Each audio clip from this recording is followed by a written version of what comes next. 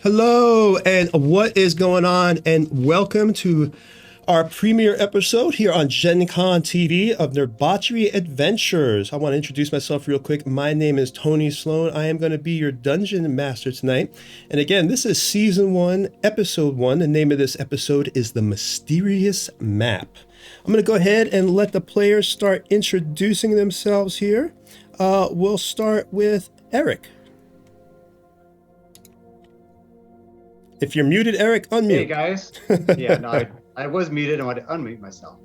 Hi everybody. We're excited to be here for Nerdbauchery Adventures, working with Gen Con TV and Peter Atkinson and his awesome crew. So I'm Erik Wahlberg. I'm playing Volric the Gray.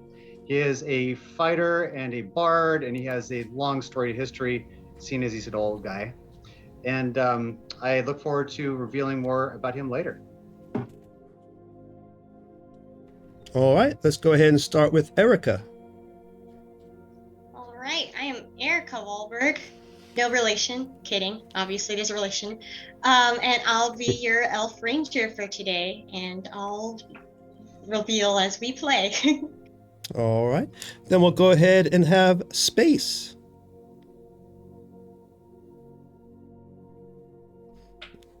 Hey guys, I'm Space. Tonight I'm playing Diora, the Dampier monk. I'm ready to get to it. All right, next is Chris. Good evening, everyone. I'm Chris, and I'm playing Ayize Marley, a human wizard. Looking forward to playing with everyone tonight. Then Jack. G'day, everyone from Australia. Oh, Josh, you're trying to cut in on me. Cheeky. I heard Josh. I'm playing a younger version of Seth Breath Bloodtongue. We've decided to bring him across from the other group. I think it's just the accent they love, probably nothing else. So yeah, really excited about today. Looking forward to playing with this elite team and can't wait. All right. Next is Josh. Hi everyone, I'm Josh, also known as Winged Horizon. I'm playing a reborn artificer armorer, and I will be, well, you're going to learn more about us in the game. I'm really excited to start. All right, so we are about to jump in it. We got a whole map made of Dwarven Forge, so let's just go ahead and begin. I'll start with a little bit of narration since this is the first episode. Several weeks ago, Rin and Volric were returning from a previous job on a caravan expedition when they discovered a cache of scroll papers. The scroll paper was made of an excellent vellum parchment, a kind of paper that lasts for centuries. On the journey home, the characters were caught in a sudden rainstorm, and the entire cache was drenched. Upon Rin and Volk's return to Selvia, it was found that none of them was magical. Still, the wizards and the scholars can always use good paper for spell research and write in their spellbooks. So the characters carefully spread the paper out in front of the fire to dry out. Much to their surprise, as the paper dried, writing appeared on several of the papers. The heat had brought out the secret writing on the parchment. And wait, we're not done yet. Now, they're outside. Now, Rin and Volric are outside the tavern. And as they walk in, they're heading in to get a hot meal since they've been on the road, like I said, for several weeks. They notice that Diora and Dimitri already there at a small table in the corner and what can be seen in an intense discussion. Rin and Volric acknowledge them, giving their customary nods and heads. Now we see Diora and Dimitri are at a table, and they're speaking, and this is where our adventure begins. We don't have enough money. We have to get out of town. We can't stay here. Yes, that the caravan didn't pay enough. We do need to find a new opportunity. I only have, a few gold. Dior, Did you manage to find anything? No, and sadly, I'm down to my last 5 gold. If we have to find a boat or something. Yes, we shouldn't stay or trolley around this place. It does not give me it has ill tidings. And I look around and I clock Vorik and Ren and I say, wait, weren't they with us on the caravan? They were, if I recall, they found something that, yes, they were at the caravan. Do you think they're following us? I don't know. I mean, they seem to be watching us, and I think we overstayed our welcome here. I think so. Maybe. I don't want anybody to run afraid of my scars. You're fine. It's okay. We can just leave and continue. I guess we can find some other jobs or something, right? I could go on as a blacksmith. I've done this for many years. I can make things and construct things. We just have to find a place where people aren't so curious or questioning of who we are. Do you know of a place like this? I suppose not. It is a new place. Oh, Well, at least we're far away from her. I guess any place is better than being there, right? But and then you see me start to get like a little paranoid, and I'm looking around. And do I see Volric staring?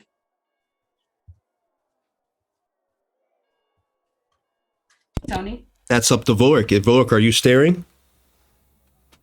I'm watching them, yes. he's always staring at something. Okay. I don't like the way he watches us. That old man. Me neither. Should I approach him? No. Give him a what for? No, Dimitri. Let's not cause any violence here. We don't want to be run out of town again. I agree. Your light, your love and your kindness, your strength, you light up this world. You must find a place that you can exist in peacefully. I can't do that as long as I am the way that I am. And these people. Don't give up hope, Dior. We will find a place we both can belong. Maybe you're right. Okay, this is enough. He's still staring. I say let's just leave it for now. If he has something he wants to say, he can walk up to us and say it. As you're doing that, a half-orc walks in through the door.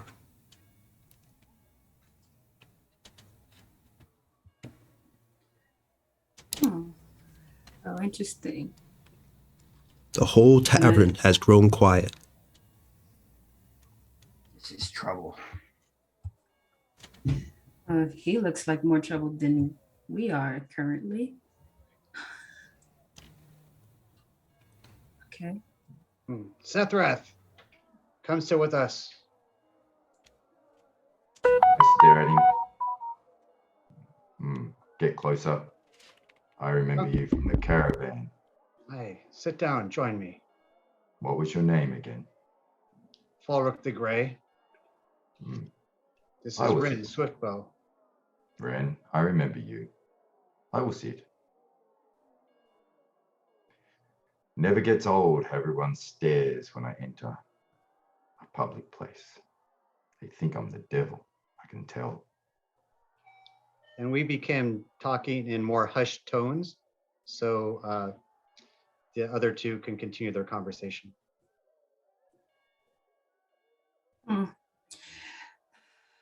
Well, I thought he was different. Obviously not.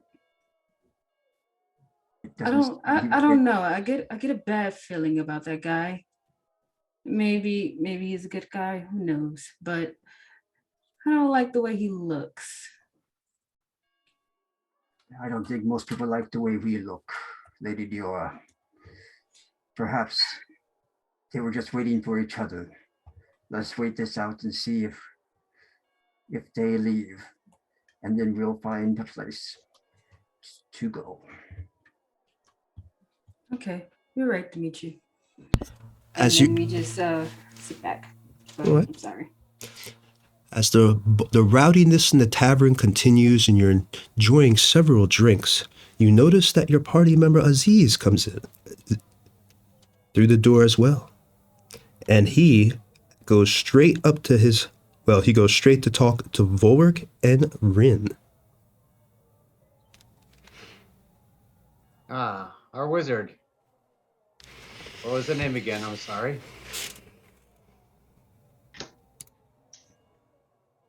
Ayize Marley.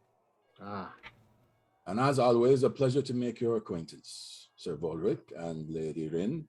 And big, bold Sephrith, I see is here as well. please sit. Don't mind if I do. I am absolutely parched. Hey guys, I think Sethreth is actually in a corner by himself. Quick note. Oh, sorry, I thought he was with us. All right. No, I invited him to sit. Oh, okay. You did? Okay. Okay. I look around for a servant or a waiter. You see a young lady. You know, she's over, doing drinks. Do you want to call her over? I raise a hand and try to catch her eye. Well, hello there, dearie. You looking for a drink now? What can I do for you? I swear I am absolutely parched, and I suspect so are my companions. Could you manage 4 flasks of your best stuff for us, my dear? Oh, you done came to the right place, dearie. This is the best tavern in all of Suzanne, and probably the best tavern in all the Comerian Empire. We got plenty to drink here. We got ale. Do you want to buy the gallon or buy the mug? And would you like a little bit to eat there? Maybe a loaf of bread and some cheese for you and your friends? Oh, most definitely, bread and cheese for us. I suspect a platter would suffice. 3 mugs and 1 flagon for our big friend here, I imagine. I beg your pardon, friends. I am ordering for you. Please speak up if there's something you'd prefer. Well, as long as you're paying, I don't mind at all. I'm quite happy, but the same. Can we start talking again in hushed tones to allow Diora and Dimitri to continue their conversation? All right, dearie. I'm going to go get that for you, and I'll bring it back in just a jiffy. All right, now. And she gives you a little wink as she walks away. Be back in a second. I wink back at her and said, not a problem. Dinner and drinks are on me.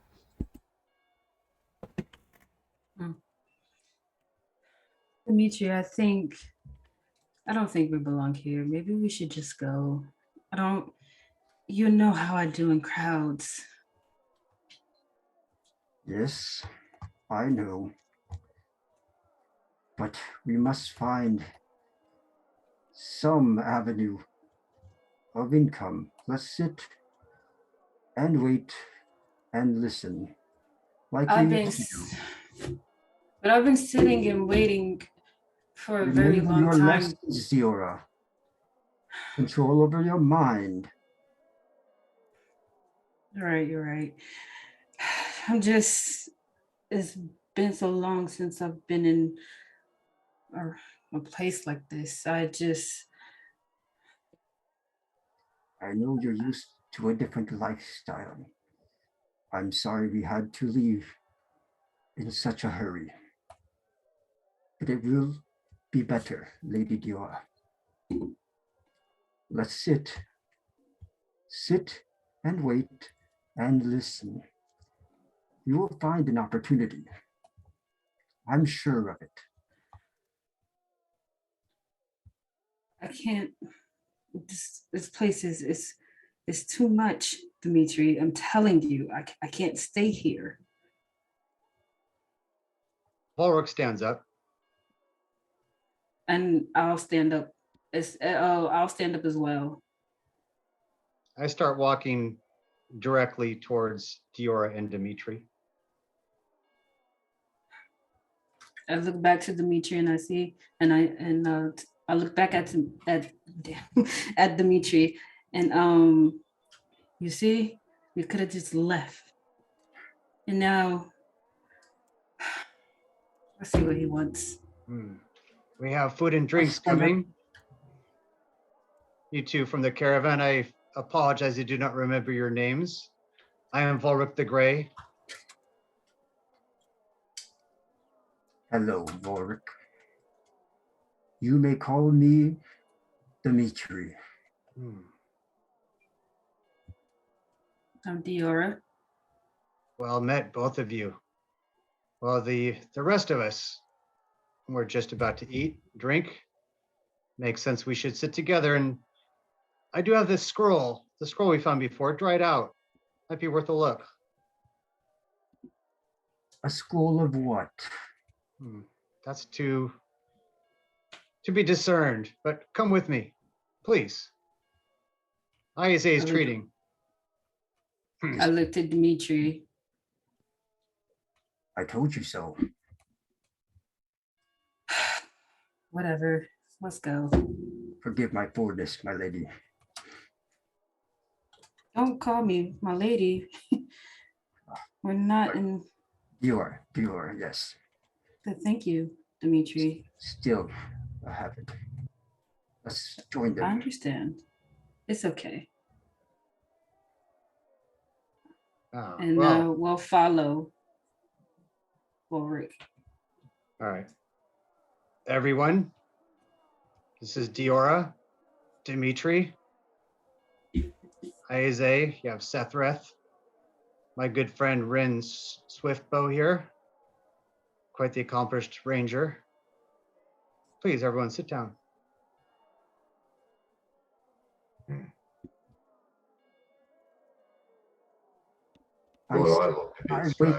I wait for Dior to sit, and then I sit after her.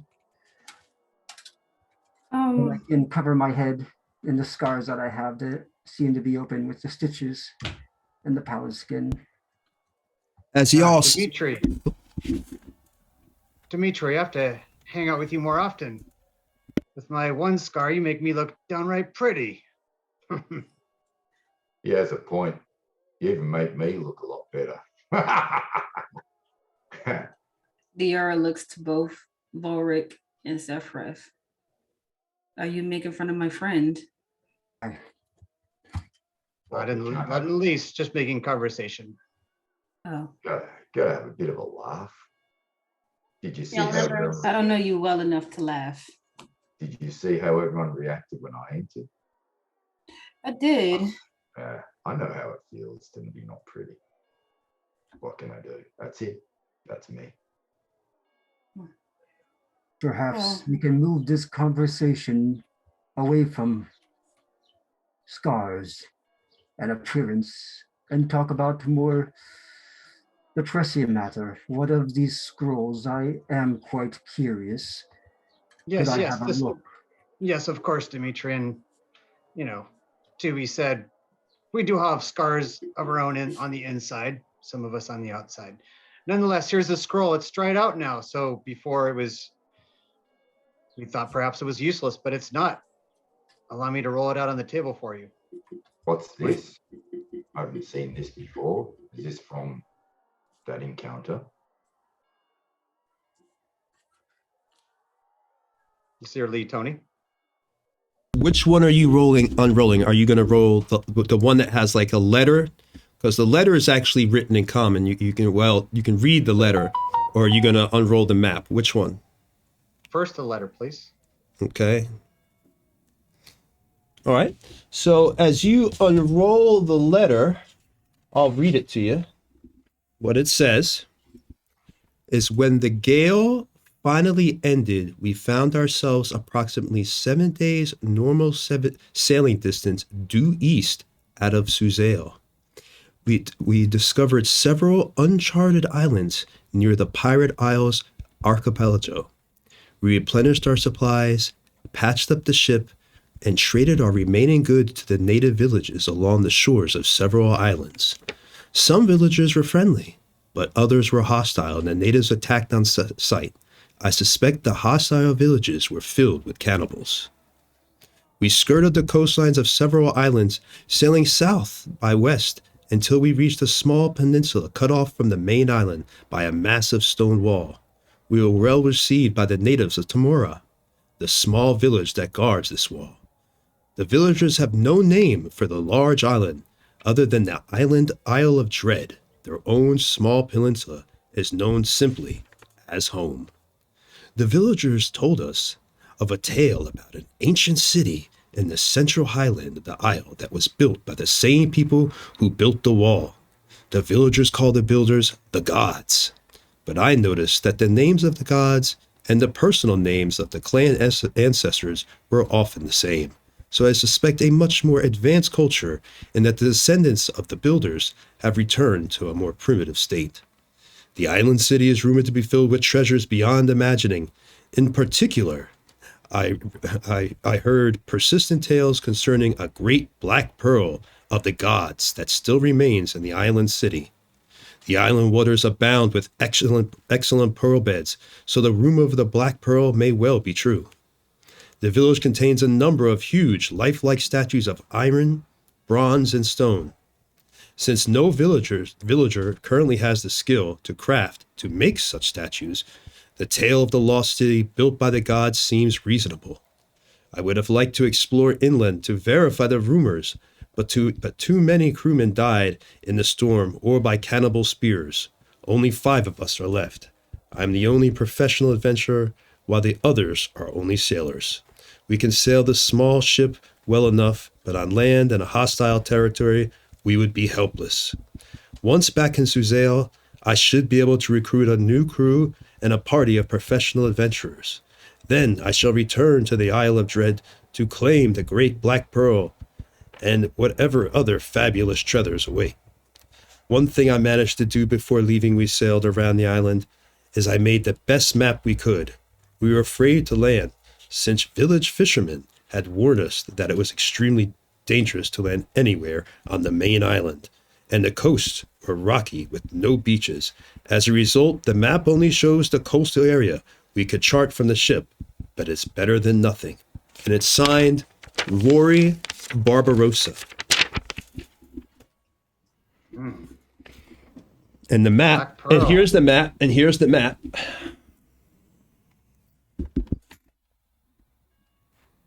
Does it say any more about the people that created this? The statues, does it give any reference what they look like? I read you all that was said there. Yeah, that was everything was said. That was the letter. See, very interesting. Secrets and treasures. That sounds quite interesting to me. I don't know about the rest of you. May I examine this? Of course. I hand it to Ayaze. A moment, please. And I'll archive. Go ahead. Open, Oh, okay. Sorry. Sorry, go ahead, Tony. I would say, are you looking at the letter or are you looking at the map? I am looking at both. I will look at the letter first. Okay. So give me a since you want to really check it out, see what you know. Give me a. Do you want to use? You can use a history or an investigation. So I'll let you choose. I'll use investigation. Okay. Go ahead and roll it up. You need to beat a 18. Nope. All right. You want to try your history? That's Sure. that's only a 15. Nope, definitely not. All right. So you really don't remember anything. The name Rory Barbarossa really doesn't catch you or anything like that. All right. I want to cast a detect magic. on both. Well, it'll register as magical. I'll just fire off a detect magic, and I'm using a ritual casting from the book. All right. It's not magical in the beginning. It's like the heat just bought out the writing. So it's kind of like, invisible ink, old, pirate style. So it wasn't actually magical paper. It was just the heat, when it dried, it bought it out. It's not Sauron's ring. All right, I'm just confirming. Then I will follow up with, I'll look at it closely to see if there's anything else hidden on the map or the letter. You can go ahead and give me another investigation if you'd like on the map.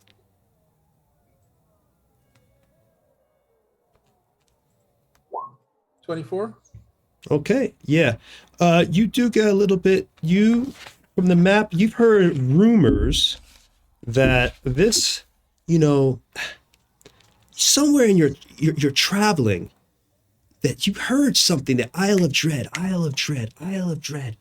And you remembered, at your wizard school that you read that 1,000 miles to the south, and at your school at the time, you're reading 1,000 miles from the school that you were studying with, that you'd heard there was a mysterious island inhabited by gigantic animals and terrible thunder lizards.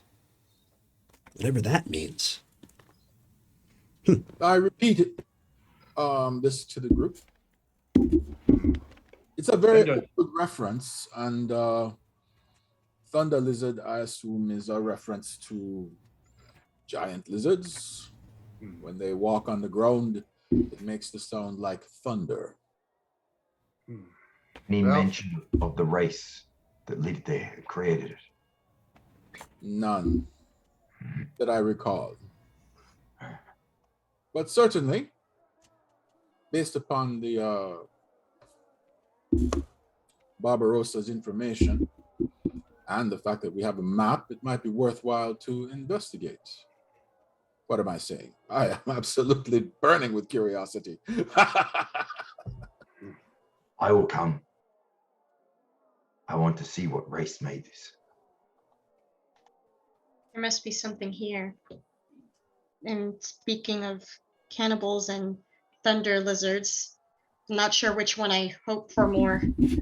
The one that doesn't eat me, probably. I think you're out of luck, Ren. I suspect both would eat us. As you're doing that, the attendant comes up. Here's your food, dearie. And as she kind of was already there, she kind of overheard. It's Isle of Dread. Oh, I've heard about that place. My father used to tell me tales that a mysterious, a lot of people here in Suzelle, it's one of those, tales that everybody talks about. Mysterious island, treasure, as far as I can see. My father used to tell me a mysterious magical mist enshrouded the island. One breath, and the traveler has no desire to leave. And she puts down your food. Here's your bread and your ale. So sorry to interrupt. You'll continue with your conversation. Just thought I'd let you know that if you're looking for any more information, I would go ahead and talk to some people around the town. You never know.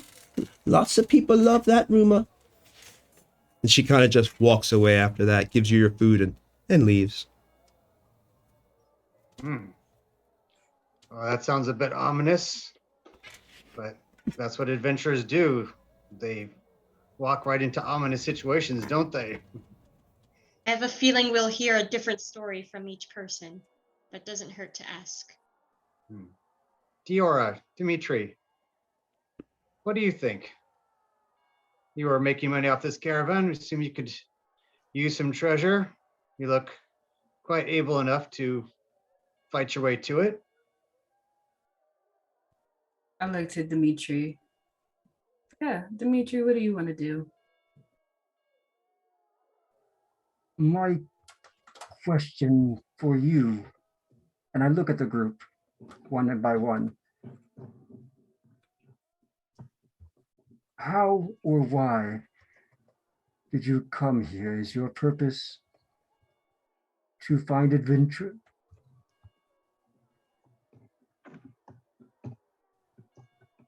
You came on the same caravan.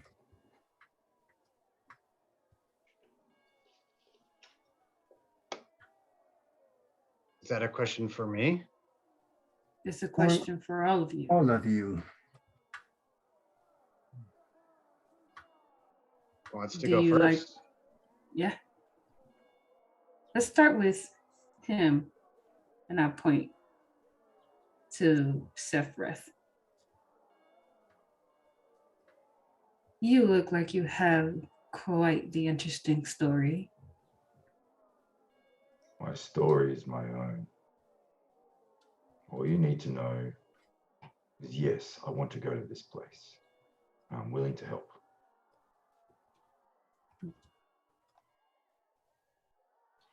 Nothing more.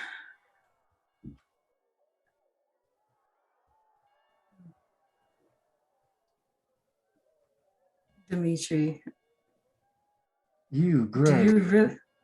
you really want to travel with these people? I mean, it's been the two of us for so long. It hasn't been that long, Giora. It just feels like it. Time, it feels different here. Anyways, Greybeard, tell me, can we trust you to give equal shares and not to treat us in a way that is unkind and unwise? I've been many things on this 55 years I've had on the earth. And I've done many things and I have been many things, but one of them is not a charlatan or a backstabber. And as he says that, I look to Ren. You seem to be close with him. I trust him. I left home to find my place. I hope to help. You should have no problem with me.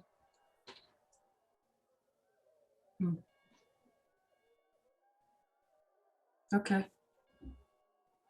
I don't know. For some reason, her face just makes me at ease.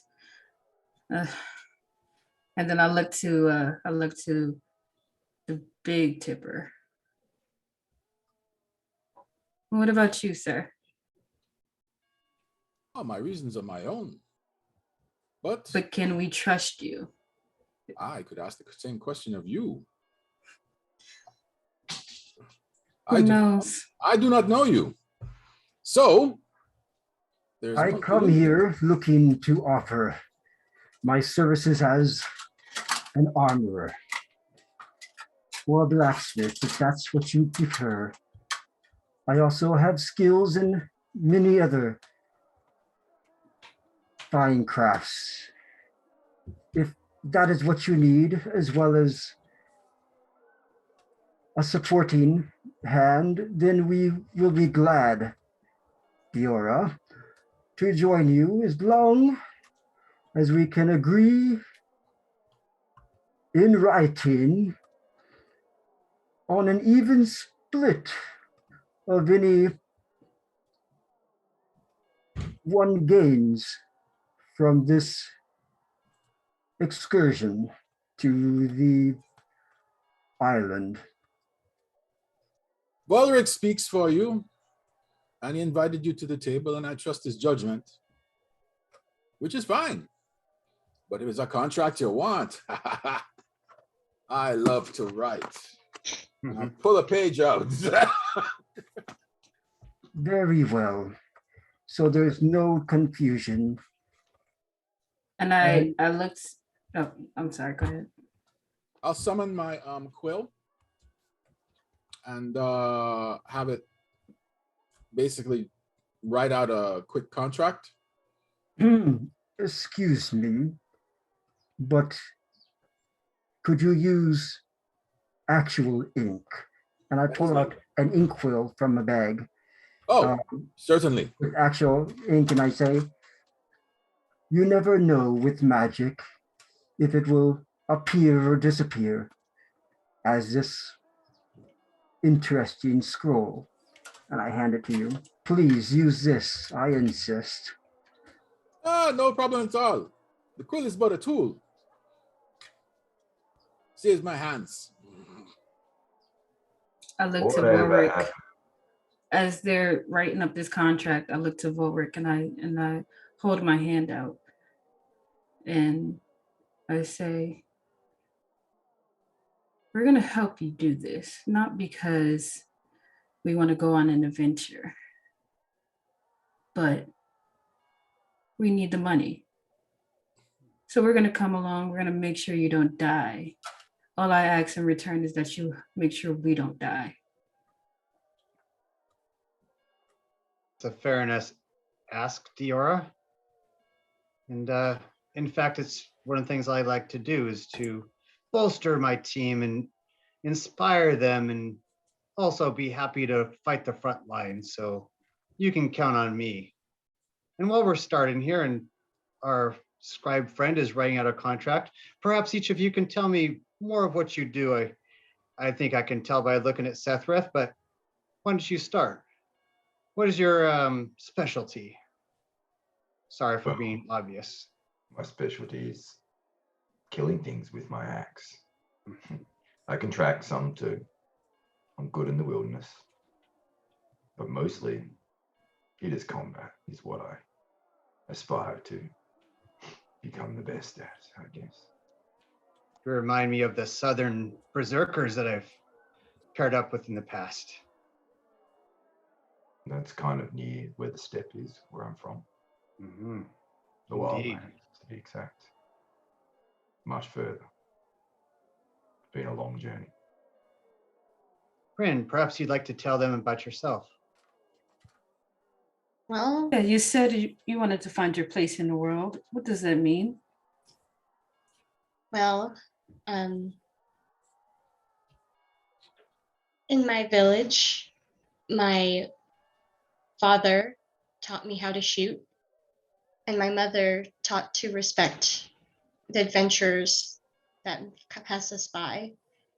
Our home was a shelter for them, and my father tolerated until she passed. And now I feel there's a part missing, and I hope I find it here.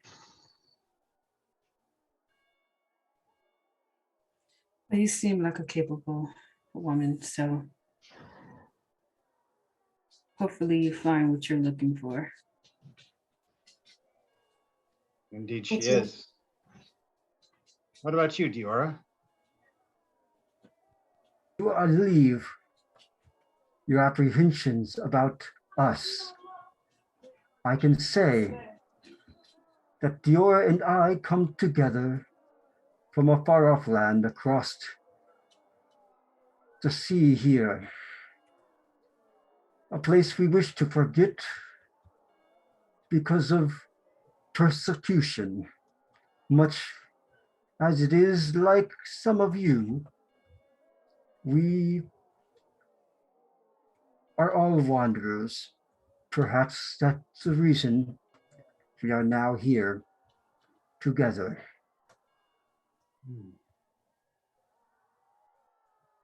And so not only money that motivates you, but you're trying to get away from something, both of you. Not Yeah. get away. Mind your tongue and let me use the tongue I have. And you use your ears. I Said, place a hand on Dimitri. It's okay. Relax. He's not wrong. We are running from something. we are not It's okay. running. Do not think of it as running. We are only surviving and making the best of the opportunities that this land can provide. As we said, we are happy to offer our services in exchange for even share of the gains, as well as a protection clause that no one is left behind if it can be helped.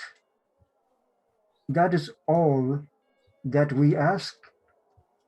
I'll be glad to offer my services if you need fixing of tools, your armor, your jewelry. I could even work on potions if you prefer, but that would require some extra supplies that would need to be furnished and paid for. I could also get into doors that others can't. Diora here is quick on feet and quick with her hands. I also have a kind relationship with the energy that surrounds us all. The Zile would understand that the world is made of this energy, of fluctuations, electricity, and the weave. The weave guides us all. He loves to chat, doesn't he? God, hope your hands are quicker than your conversation, mate. You want to find out? Oh, please, Why do not? it here. So, whatever happened to the old ways? You spit on your hand and shake and it's a deal. A contract, really? Well, where we come from, it's more like it's more like a blood tie. Yeah, they My want to- word is my bond. I will help you all in any way I can. As long as you're fair to me, I'll be fair to you. I give you my honor. Now, can we eat, Exactly. drink, enjoy before we're out stuck on some bloody cork in the middle of the sea? I do not partake in the drinking, and I just sit back and watch you all, which is probably an obvious reason since this contraption on my face has cogs turning, and it's obvious that it's allowing me to speak. Yeah, I also refrain from eating and drinking. And I look to Volric. You seem to be the leader here. So, do we have a deal? Everybody here at the table seems to be agreeable, and I'll tell you one thing. Given the hostility you're giving us, I can't wait till you see what you give the monsters. Everyone all right with this? Yeah. Well, then I guess we should go then. Before we do, you folk like stories? Yeah, for bedtime. They're great. As I I've prefer alluded to, books, actually. Do you have a book? most of my stories are in my head. That's too bad. But I think you'll like this one. Entertain me. I'll entertain you for a moment. I look Have to you heard? Dimitri. Have you heard the ill-fated story of Sir Corin's company? I have No. not. They were adventurers who ventured into the domain of dread, Barovia. It is a place few enter and even fewer return. It is a terrible place ruled by the terrible vampire lord, Strawn von Zarvich. Upon their arrival, Strahd invited the group to the infamous Castle Ravenloft for dinner. There was Sir Corin. He was a young, optimistic knight. his fiancée, an elven druid, a human wizard, and a halfling rogue. Unfortunately, Strahd became bored with the dinner conversation, so he broke every bone in Sir Quarren's body. As a wizard and rogue were beaten half to death and dragged away by a pair of iron golems. Helpless, the knight was then forced to watch as his lovely fiancée was torn apart by wolves in the castle courtyard. Strahd broke Sir Quarren physically and mentally and left him to wander Barovia for decades, occasionally stopping by to degrade and torture the soul of the shattered man. Finally, after 20 years of torment, the disgraced knight ended his life upon the Hangman's Hill. What I'm trying to tell all of you is, this Strahd, he's a real jerk. Let's not speak of that name. That was riveting. And your story is missing some details. I have heard a similar story, but told in a much different way. Strahd does not always tear apart, particularly if he is fond. I do believe your brave knight was broken upon that hilltop from a lost and stolen love. And he did not hang himself, but he was pushed off of the cliff by the wolves that you speak of. And below is where he was torn apart upon the rocks and surf and the different creatures of the sea. It is a fine story.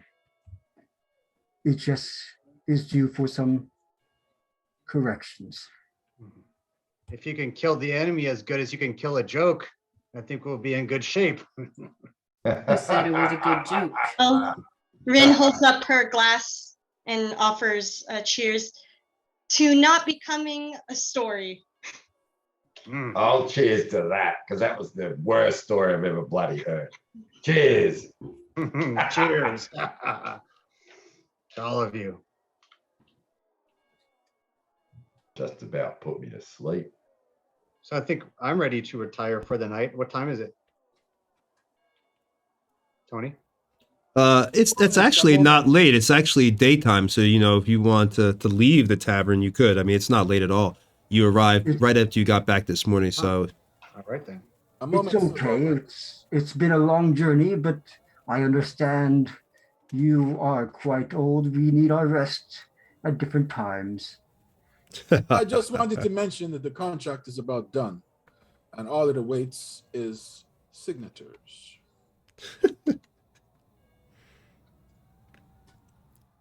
Wow, it got quiet real quick. No signatures. Oh my goodness! I'll be the first, of course. This is amusing. We'll share the gold, help each other, and all that. Of course. We can take Sephiroth's signature as a thumbprint or just his word. I'm pretty sure he's not going to sign this. If he could kill a man, I think he could sign a document. Anyhow, I offer Volrek the quill. I sign it. Okay. I hand it to Rin. Signs it, passes it on, offers it out. I take it and I write D. Teslav. I say, hold on, Dimitri. Read it first. Just a suggestion. I didn't do anything really, Tony, I didn't do anything sneaky or whatever. It's just like 6 shares, look out for each other. Y'all you're gonna have to figure out a name though. What's your adventuring team name? Because now you're an adventuring company if you made a contract. Fair enough. But you didn't do anything sneaky, Chris. No hidden agenda. Nope. That's all This good. actually works. This works with my purposes as well. So Perfect. What are y'all doing right now? Well, since it is not nighttime, as old as he is, he's not going to go to sleep at noon. It's Sorry, okay, Grandpa. I just wanted to confirm that little nap. Sorry, I hate to interrupt. Just wanted to confirm that everybody's signed. Signed. Signed. I will attach my signature. And I look at Sephiroth. Word? Or are you want to just put down an X? Give me the bloody quill. Quill? Oh, I was hoping you'd do a thumbprint. That's more in character for you. Ooh. But I hand him the quill. And I'll pretty much crush it in the paper. Whoops. All right, give me the ink. We'll do the thumb thing. That was a better idea. There you go. Done. Shake on it. I like this one. Put my hand out to him. Oh, shit. Hey, Who is he offering? Who are you offering your hand to? Because it's not you're the one giving me the contract. Good man. I reach in and just my huge paw envelops your bloody arm and Easy. done. Back to drinking. You do notice that Aize has arms like pipe stems? Pipe cleaners. Well, I'd be interested You in. need to work out. You've been pushing too many quills. And I blow on the contract so the ink dries. I didn't sign it yet. All right. Last signature. I look to Volric again. And the quill is all messed up now. So Sephiroth, you said you were bloody? No? Okay. So I take a dart from my pack and I prick my finger and let a little bit of blood flow and I stamp the paper. And then Good to see you have blood. I was a bit concerned. I like you. Nobody's ever lived to talk that way to me. So Well, you are a pretty face. And, well, thank you. That's sweet. But tell me more about this killing thing that you do. You said you kill people with your axe? Just thought you were Now, getting that's a the kind huge of- side eye. I want to hear. Only people who deserve to be killed. I don't kill the innocent. That's what Well, I'm referring to. mm. Look, I used to I'm be sorry. a mercenary. I'm sorry, Dimitri. Did you say you side-eye me? No, I'm giving Shethros a side eye. I don't think you would see it, but behind my cowl. But I'm looking at him as you were saying, "Oh, I kind of like you." Oh. So is the Tin Can your brother? It's my best friend. I thought maybe you're related. Not that you look alike, but just you're very close.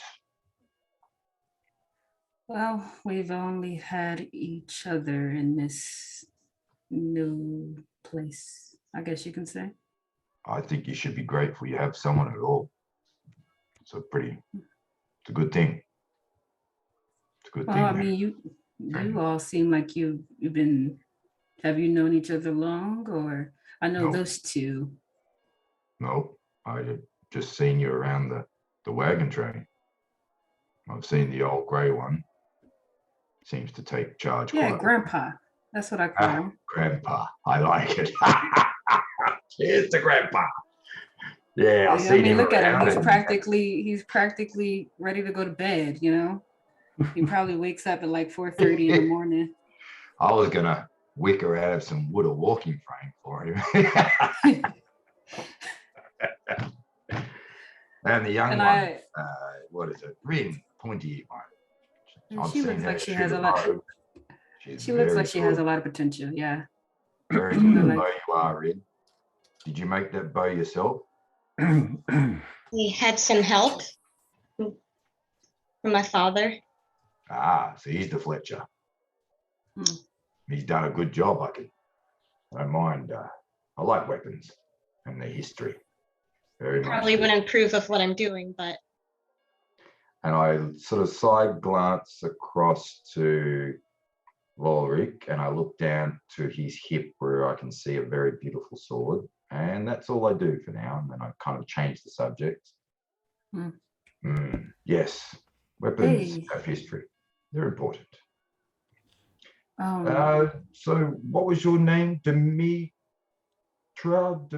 what was it? my name? No, your colleague, Dimitra, You what was can it? call me Teslav. Teslav. It's a strange name. Now, you said you work with weapons. Is that right? I do. Weapons Yes. or armor or both? What seems to be the issue? No, like I said, I have an interest in weapons and their history, especially where they've come from and how they've been made. I can craft them. I can even infuse them with different properties. I have a special connection with the energy around us.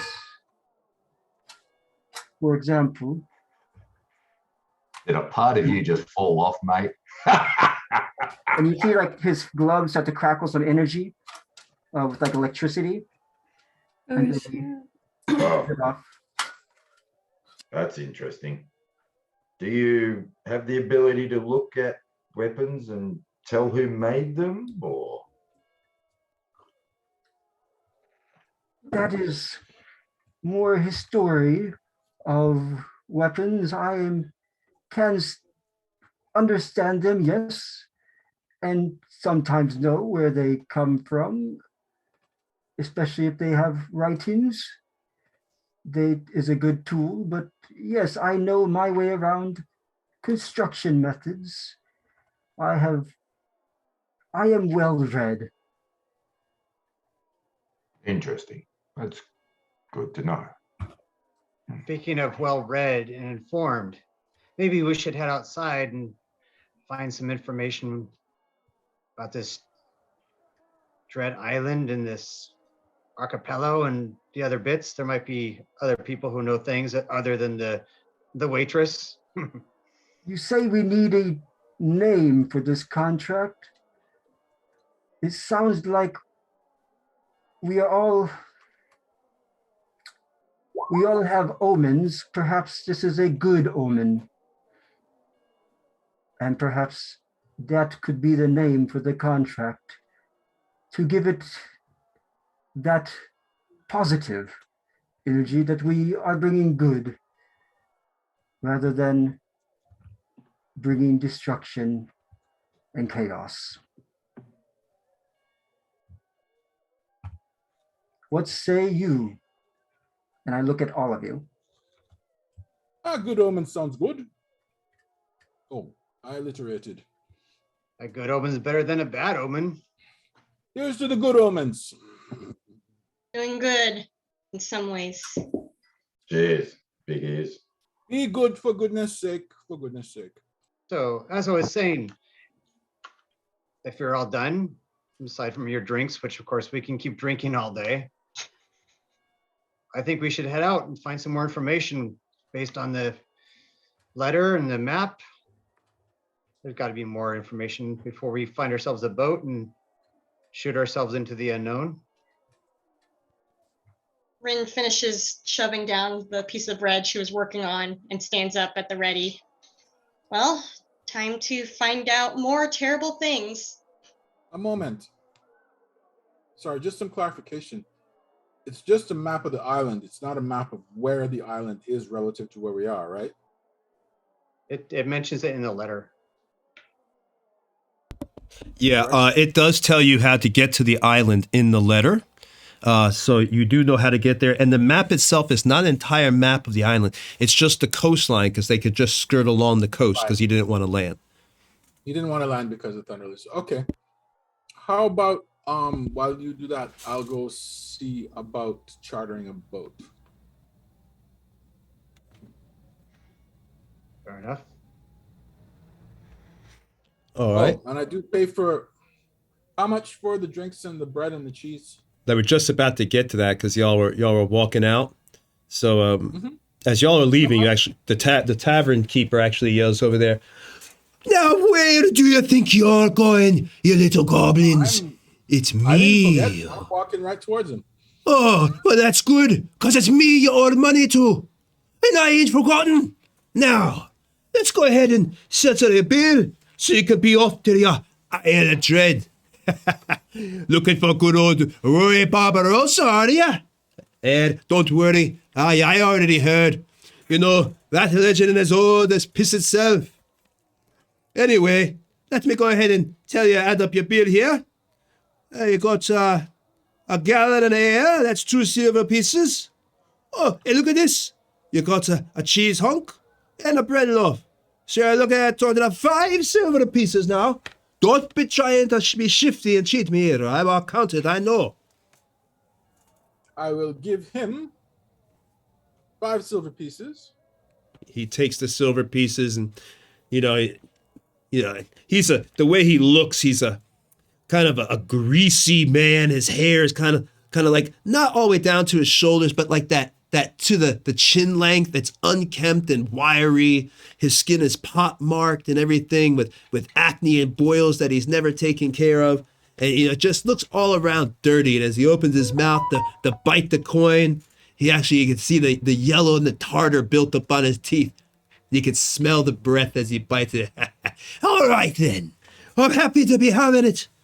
Well, like I said, you're looking for good old Rory Barbarossa? Huh? Maybe I might know a little bit for the right amount. I could tell you some things. Of course, I'm sure as short adventurers like you don't need my help. I'm sure you know everything about good old Rory and the island. Sure I do. So I guess won't be worrying about it. I'll just let you go on about your business.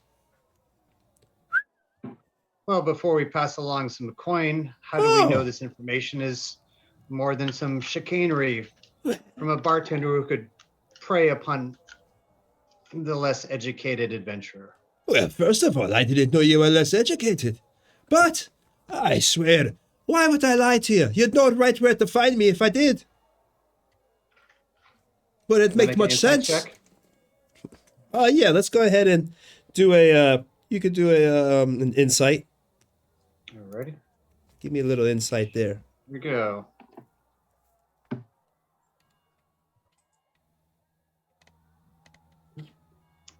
As usual, there's a bit of a delay here. Let's try it again.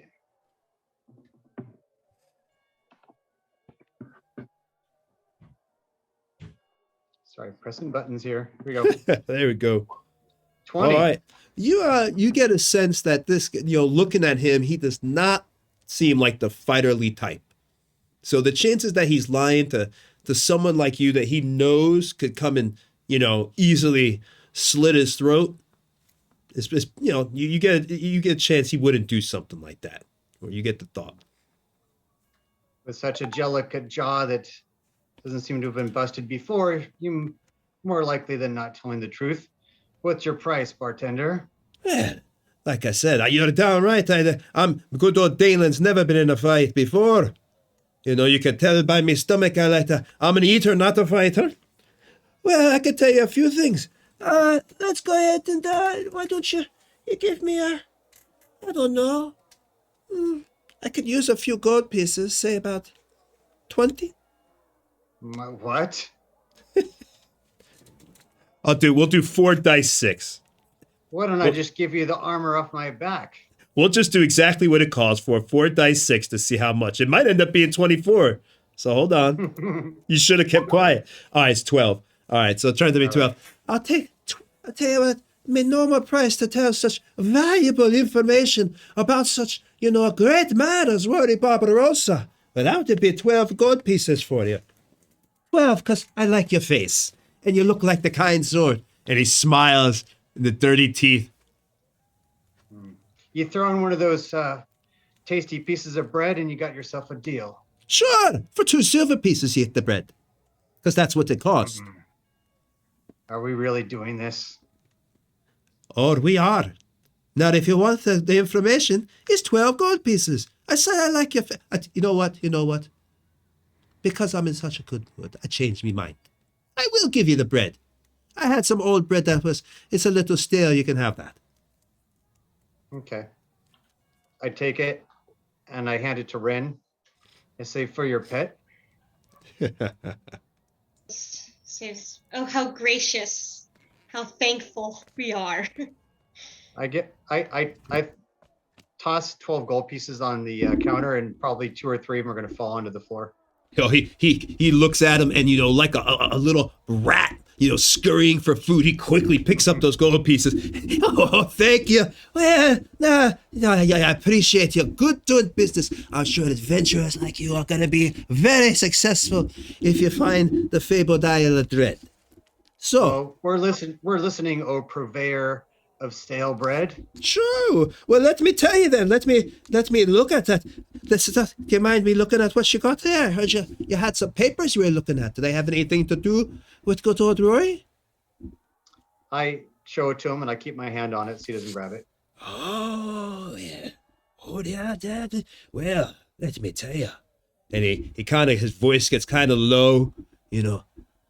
30 years ago, Rory Barbarossa was a well-known adventurer and sea captain. He done passed on now, but he was indeed, before he died, Rory was indeed recruiting, they say, for a journey south. He had been blown off course on his last voyage and had hardly been in town a day before he started signing on new hands. But I tell you, by the powers forgive him, unfortunately, Rory angered a powerful wizard over a lost wager, and he died horribly before his journey south began. I tell you, this parchment, it seems to confirm that what Rory, everybody thought was true. This parchment and this map might just indeed be the Isle of Dread. What do you know about this place? That's all I know. Well, let me think. I'll tell you. He kind of looks around. My brain is getting foggy. It's hard to remember more on the Isle of Dread. I seem to need maybe one more gold piece. Might help. When I was as I come up, I come up on the side of Ulrich, and I look directly in the man's eyes. Yeah. You should treat your patrons a little more nicely. And I start to remove the mouth covering that I have, not so that Ulrich can see. And I hiss at him so he sees my fangs. Only he can see my fangs. All right, let's do an intimidation. Nice. I think she deserves a bonus. I would say I don't, if you're going to give her a bonus, if somebody can give her one, any type of inspiration, but I would say no bonus. Although he, violence would intimidate this person, and he knows that, you're tough. He's seen this, probably he'd seen it before. He runs a tavern in the capital city of Coromir. So this is not a backwater place. So I will then give her advantage with this. Okay, let's do that. Bartender, I was in gladiator pits fighting against my will for a decade. And I learned a lot of things, including a lot of hand-to-hand. I found out there's a term that people use that they think is just a colloquialism. knocking sense into people. But apparently, if you hit them just the right way, from just the right angle, their brain will rattle around and they'll get right. You don't want anybody to knock sense into you, right? That will be my advantage. So you're both intimidating her. Okay. Yeah, so Well, I'm just all right, so go ahead. Give her a bonus. We'll give her a bonus since y'all both are intimidating, trying to intimidate this, but of course, be careful. Be careful. All right, 11. Let's see what he has. Let's see if he resists it. Is that with advantage? Yeah, Yeah. that's what's advantage. Oops. Okay. I got a 20. He Oh, got a you see, and you know what? Exact And same stream, happened to him yesterday. they can see the rolls streamed. So this isn't DM fudging rolls. They can see it for themselves right on roll No. 20. Beautiful. Well, oh, that's some pretty teeth you got there. You mind if I take a look at it? I've always been interested in, dampiers.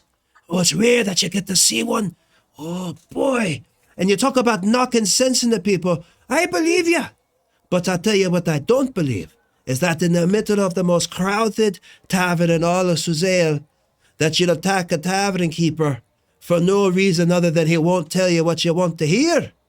You might end up in jail about that, and I don't get the sense, being that you just came into that map and later that jail is the place you want to be. What do you think? And he kind of gives a wry smile. Now, I'll tell you the rumor for that one gold piece. How about would it work for a trade of services? I do have a day available. Are you needing any weapons or armor fixed? No, what I Any need lost jewelry is the or money. broken Have your necklace damn for your gold lady? piece.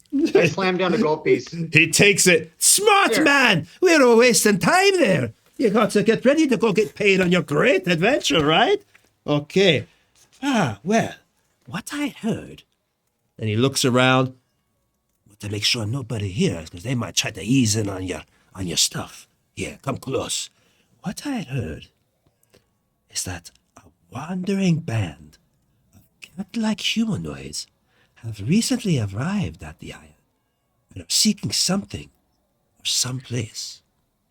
That's what I heard. Maybe it's that strange temple that's supposed to be on the island that's mentioned in the letter. I don't know.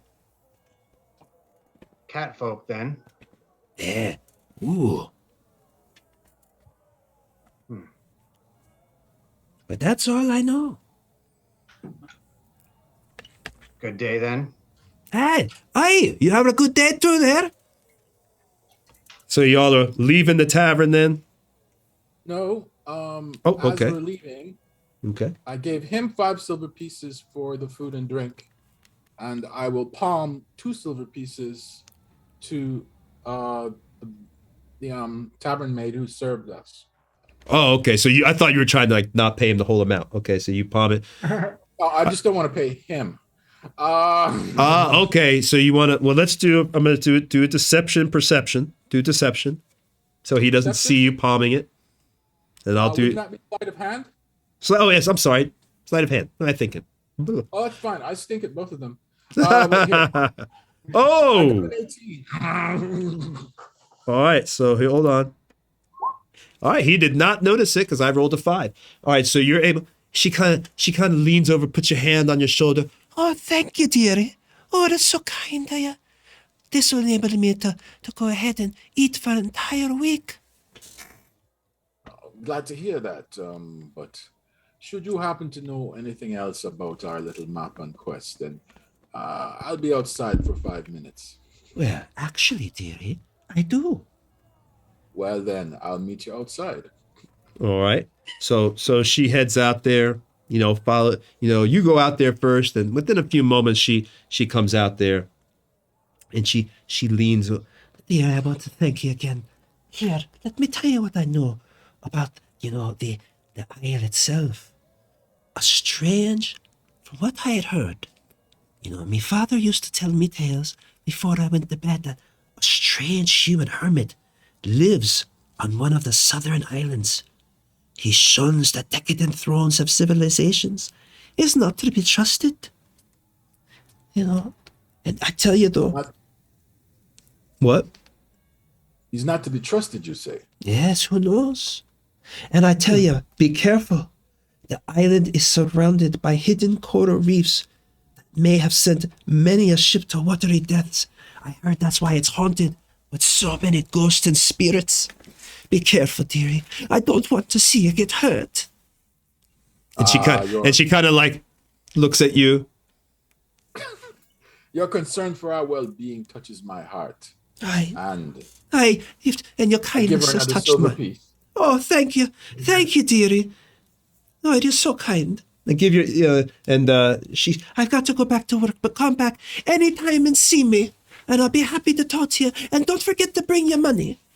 And she kind of like rubs you, and rubs it and grabs your arm and squeezes your top of your arm, and walks back in. I wince because my arms are like pipe cleaners.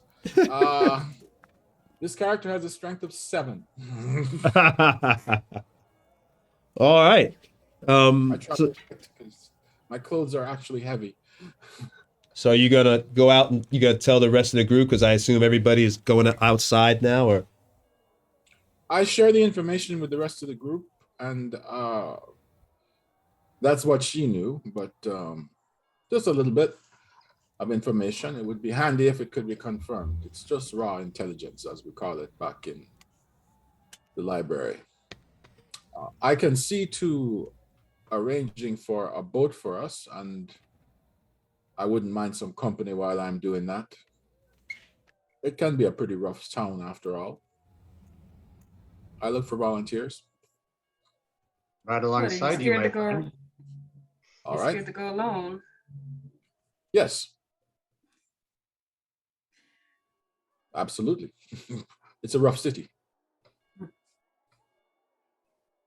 I look back to Dimitri. I would like to go to the library. Oh, I'm not going to the library. I'm going to the dock to hire a boat. But if you should ever want to come down to Termish, I would be happy to show you the library. It is magnificent. I think we should stick with this one. He needs our help, Diora. He has him. I'm sure they'll be fine. Anyhow, what say we meet at the docks? What time of day is it, Tony? Now it's about 1 o'clock because y'all were hanging out in there a little while and everything. What say we meet at the docks at sunset? Fair enough. When are you coming with us? And I start heading to the docks. All right. So now what's the rest of the party doing since Yeezy is off?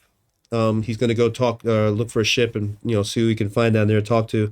Where's the rest of the party doing? Where are they going? Are you all going to be, what are you doing? You've got the map, you've got the letter, the innkeeper, of course, told you that there's, people around town. You can just ask, generally, you might have to spread a few dollars, or a few gold coins, not dollars, a few gold pieces to loosen some tongues. But, people around town, that live there, just the random citizens, might have some information. That's what he lets you know. So, what are you guys going to do? Are you going to follow Chris? Are you going to walk around town? What are you doing? I would like to go look for some herbs and stuff. Okay. For my kit, my herbalism kit, so I can start making stuff for this journey. Gotcha. Sloane will accompany her. All right. And I would also like to meditate after that. So that's what I want to do. So you want to go to a magic shop, or that supplies herbs, and they're like a potion shop actually, because they would supply more herbs and ingredients. And you want to go with her. So what is? All right. So let's just, I guess, then start with Chris then, because everybody's splitting up. So I guess let's start with Chris or Azizi. I'm sorry, Azizi, down by the docks. So give me a Okay, I'll help second. you out. It's Ayize. Ayize. Yeah. Sorry, man. I'm working on it. I'm sorry. Does Ayize have the actual map with him? No, I assume that was with Volric. Yeah, I would have it. All right, so I just don't want to go to the docks. Look, I don't want to walk around the city alone if I can help it. Oh, would you like a bodyguard? I would like a party member to accompany me. Bodyguard, certainly. oh You only right. have to ask, mate. Thank you, Sephiroth. I'll come with you. Appreciate it, my friend. I'll come with you. I've All never right. seen the docks before, so it'll be interesting. Oh, I'm sure it'll be a fascinating place. All the ships, all the people traveling from different places all over the world. But we're going to look for a boat that will take us to the Isle of Dread without telling them we're going to the Isle of Dread. Right. I'll leave that up to you. Do you mind if I bring my ale with me? You took it with you. Oh, the tavern keeper would be so angry. I'm not finished yet. Lead the way. All right. I make my way to the docks with accompanied by Sephiroth. All right. So as you walk through the city, as you approach the docks, the smell of the salt there hits your face. It's a pretty warm day. It's spring, same time of year it is for us here in the States, upper East Coast. So it's about 50-some degrees, not particularly cold.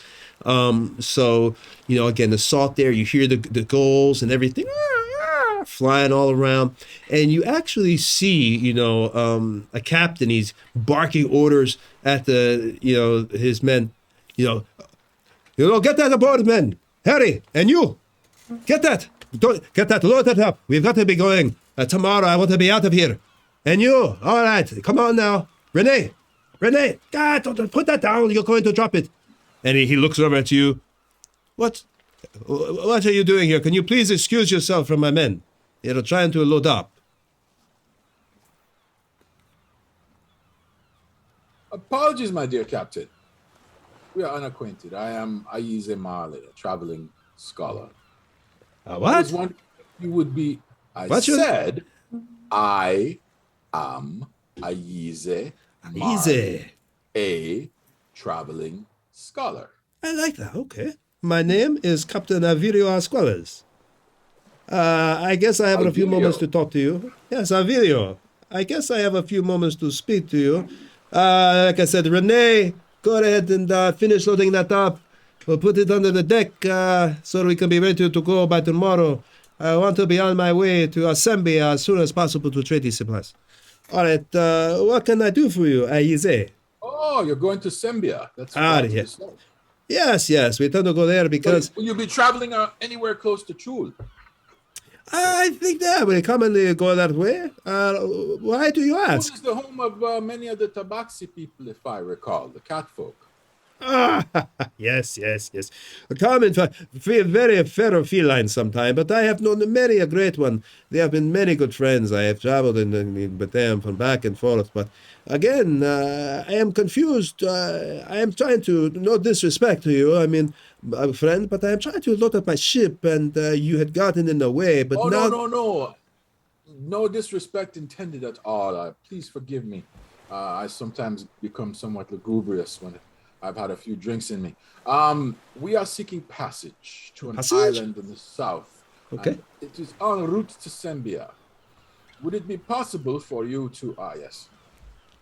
Can I have stolen a flagon as well? Because, I don't have any respect for that tavern keeper. But, Can you what? I'll hold up a flagon as well. Oh, okay. And we were wondering how much it would cost to book passage for 6. Ooh. He looks back at his ship. Well, friend, I suppose I could.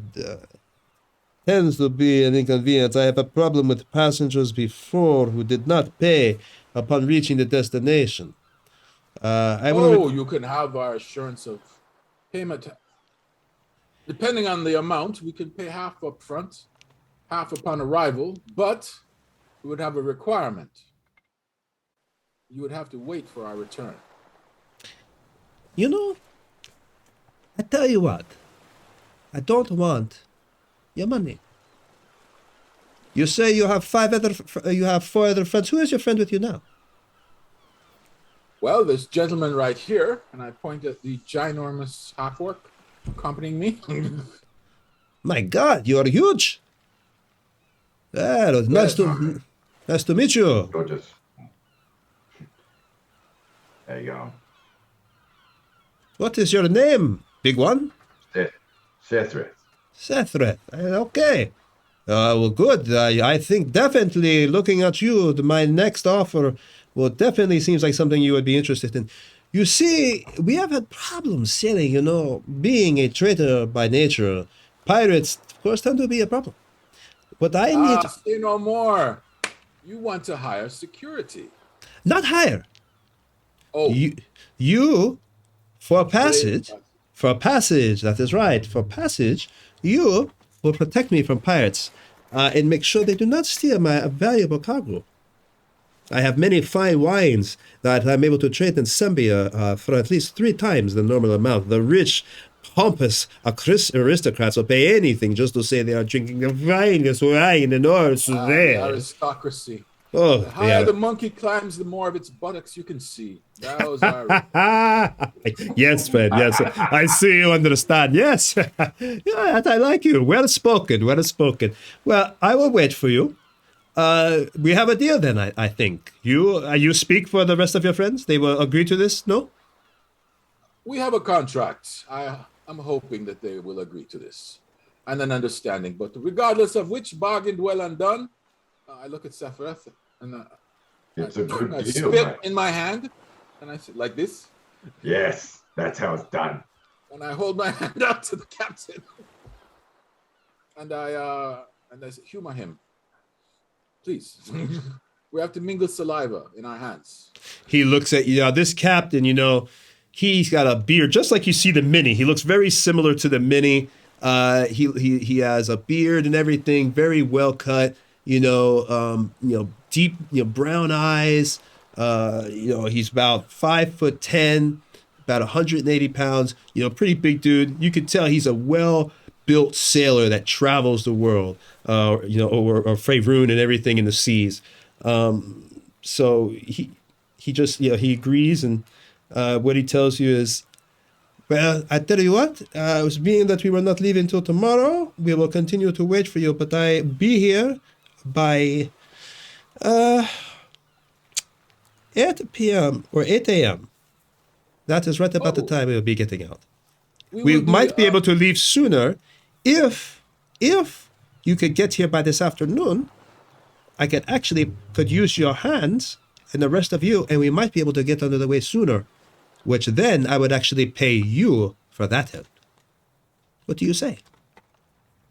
I will see what I can do. We have separated, and I do not know where the other 4 members of the party have gone. I do know that we are supposed to meet here at sunset. But that would be perfect. That would be perfect. Oh. You could help load up this, and we would be out by tonight, saving me docking fees. I wouldn't have to pay. That alone would save me money. Or gold. All right. That is an acceptable agreement. Has he shaken hands with me yet? Because I'm standing here with my... Yeah, he shakes his hand. All right. I forgot to shake the hand. And he shakes it. He looks at Seth. He looks at Sethreth, and he goes to shake his hand. He realizes how tall Sethreth is, so he has to put his hand up higher, like this. Okay, good deal. Good deal. All right. Bargained well and done. We will meet you here at sunset. All right. So, Sethreth, I suspect that we have some time to kill, and I see a little rum stand over there. At this point, maybe a couple ships part, and Sethreth gets his first real glimpse of the ocean. Oh. That's a bloody big lake. Bigger than I... Lake? That's the ocean. I look down at you. Yes, it is. It is one of the seas. Come, come, come. Let's go to the little rum. Is there a rum bar? I'm kind of making this up as I go along. Is there a rum stand? I've got to be. There'd be a rum stand. There's always a rum stand, right? All right. A rum stand? Tony. Like public. Rum. So you're asking me if in medieval era, if there's public intoxicated drunkenness. Well, considering water wasn't clean, I would say not a rum stand. He's actually there's like, ale. There's like a guy, selling ale. Ale here, ale. You want some ale? There you go. I just happily just sit on. I'm happy to just sit on the docks and watch the ships and listen to the gulls. Because I'll be very memorized by it because my character has never seen the ocean. The biggest thing he's seen is a lake where he can see the other side. And I The biggest extol boat him. he's seen is like a 10-seater. So for him, this is like holy. Wow. I will tell Sephiroth of the tales of the oceans and how far and wide they go, all the way So to places the land like Poland, Senbia. actually, the land ends and you've got to go all the way over to find another land. Yes. Is that right? That is correct. Imagine the land being like made so that the coast, you start from one end of the coast and then you get back to where you started from. Well, what happens if you have to get off the boat or the boat breaks while you're out in the middle of that water? Can you swim? Well, yeah, but Swimming I've helps. never had to swim that far before. What also helps is a lifeboat, which is a smaller raft that you can climb into and row Will I it fit in one? somewhere else. Will I fit in this small boat? Yeah, one of them small boats over there, or magic. Magic helps as well. Okay. If But you otherwise, say it's so. generally a good idea to stay on the boat until you get to land. I just nervously start drinking. All You've right. never been to sea on a boat before? Oh, you're gonna have a great time. No, I first time. hope you have a very good constitution. That's all. All Yeah, right. what does that even mean? What are you It talking means about? that the first What? sensation of the waves on the chop may feel you inclined to launch your breakfast, lunch, and dinner into the sea. Think of it as an offering to the sea gods. What's I it? thought you were talking about when you can't poop.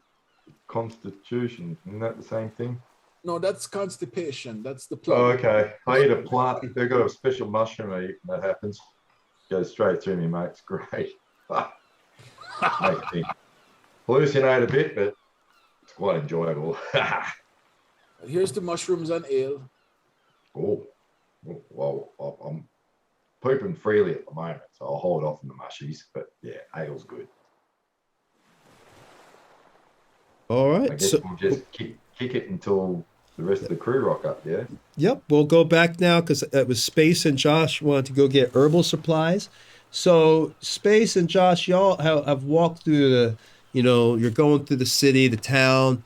It takes you a little while to get to, not about 30 minutes to walk across all the way to the merchant quarter to get to the potion shop. And you can see it, it's a big building. You actually see the little sign out front. And as you go in, you see the potion dealer. He is a man that looks very familiar, but yet kind of different. He's wearing a robe. He's got a gray beard. And in front of him, he's got alchemical supplies. Dressed as you see, just like you see the mini there with the purple and the blue. He's got his alchemist supplies to the right as well, just bubbling away. There's an acrid smell as you walk into this shop. And as he's doing that, he's pouring something into a vial and poof, smoke comes up and it kind of busts. Oh, hello. What can I do for you? You come in there. You interested in some potions there? Name's Dryden. Dryden, what can I do for you? Tony, I would like to use my alchemical supply proficiency to be able to discern what kind of potion he was just trying to brew. What kind of proficiency should I be rolling with? or rather, what ability should I roll with? Intelligence or Yeah, I would say intelligence investigation because you're trying to figure it out you're putting it together. okay? 1 second. Let me.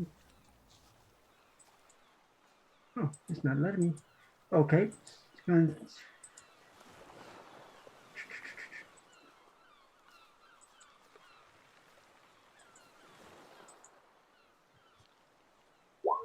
There we go. What'd you get? Look at the wrong screen. Huh. I got a 13. You're not able to determine it. You look at it, and it was really, unfortunately, there's not really much evidence left other than the smoke that's wafting in the air, and already that was dissipating. So you get a smell, like I said, that acrid smell from it, but that's really about it. You can't really discern anything other than that. Ah, yes. Diora, we came to a good place. Hello. I am Dmitry Teslav, and we are fellow alchemists. What do you provide here at this shop? Do you by chance have recipes that I could peruse or purchase? Well, my name is Dryden. Nice to meet you, Dimitri. I got many scratches and I got many type of supplies here. What are you looking for? I will let the lady speak first. I'm simply looking for new recipes to put together on the road, so to speak. Well, I mean, I'd have to know. Do you have any healing herbs or moss or something like that? Something that I can grind down and make into like a poultice? I do have something like that, milady. And what's your name, by the way? Name's Trident Dragonsphere. Diora, nice to meet you. Ah, Diora. Oh, you got interesting eyes there. Strange. Anyway, so I do got the poultice. Well, at least the ingredients for one. I don't got the poultice itself. Got moss. He goes digging around supplies. Moss. Got all right. Frogwood and wormwood. All right, some mandrake. All right, here we go. Says all. You need everything, or you just need one of these ingredients? Well, how much is everything? Oh, everything. Right here for the poultice, for all my ingredients? At least all that you see right here? Well, then he goes to calculate it and gets the scales, weighs up the stuff. About 23 gold pieces. Do you have enough, Diora? No. How much? I mean, I'm sure I can go. I'm sure I can go find some of this out in the forest or something. I have some from our last job. 15 gold. Perhaps that would suffice. I don't think it's worth it, honestly. Good sir. Yes, what can I do for you, fellow alchemist? I am a avant-garde of alchemy. I have a knack and I pull out a huge book from my backpack. I am working on collecting different recipes. So far, I've only been able to put together through experimentation acid, potion of healing, and the thunderstone. By chance, do you have any other alchemical recipes that you know of that I could purchase from you? I do got a recipe for jump on me. Are you interested in that? Yeah, yes, I can craft these quite well. I have a knack. I do not know. I was born with this.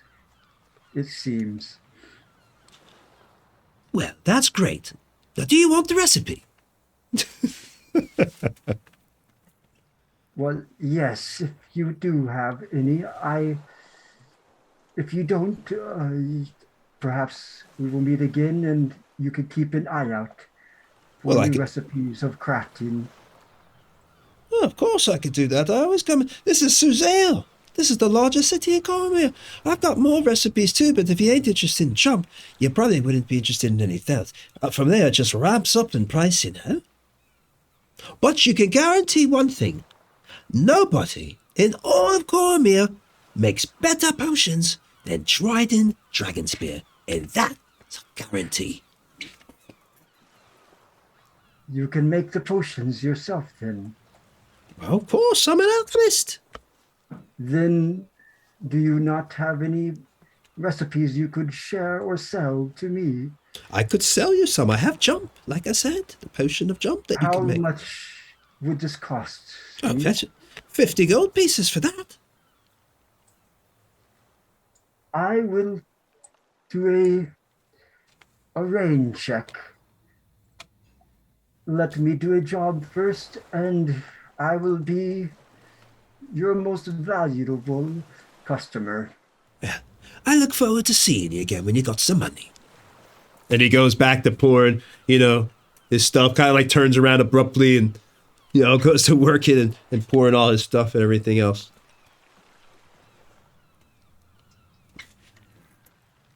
Very well, Diora. Is this town surrounded by like woods?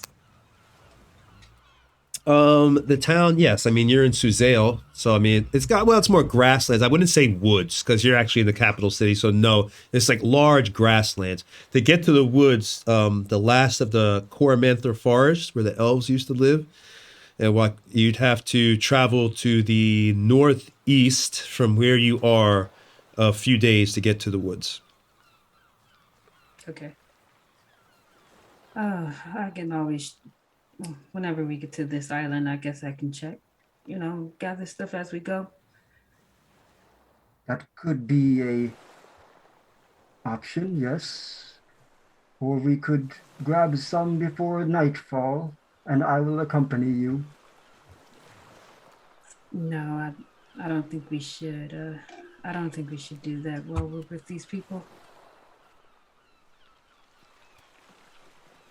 I don't understand. think they would.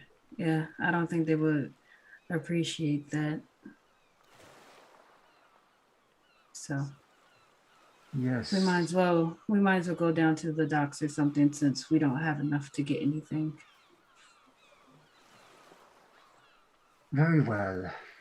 Let's join the rest of the party. I think we've made a good decision. All right. So you guys are going to head down there then to talk to the rest of the party? Yep, back to the dock. Yes. All right. All right. So as you guys are, where is now Volric and Rin? So we were going to be making our way around the town, trying my best to carouse and see if anyone else might have information about the islands. Okay, and perfect. then go from there. All right, as you're walking through the town, you see various people. There is one guy, he catches your eye. You can walk up to him. You've got 3 people you can choose from. You see, there's but these people, most people are busy about their business.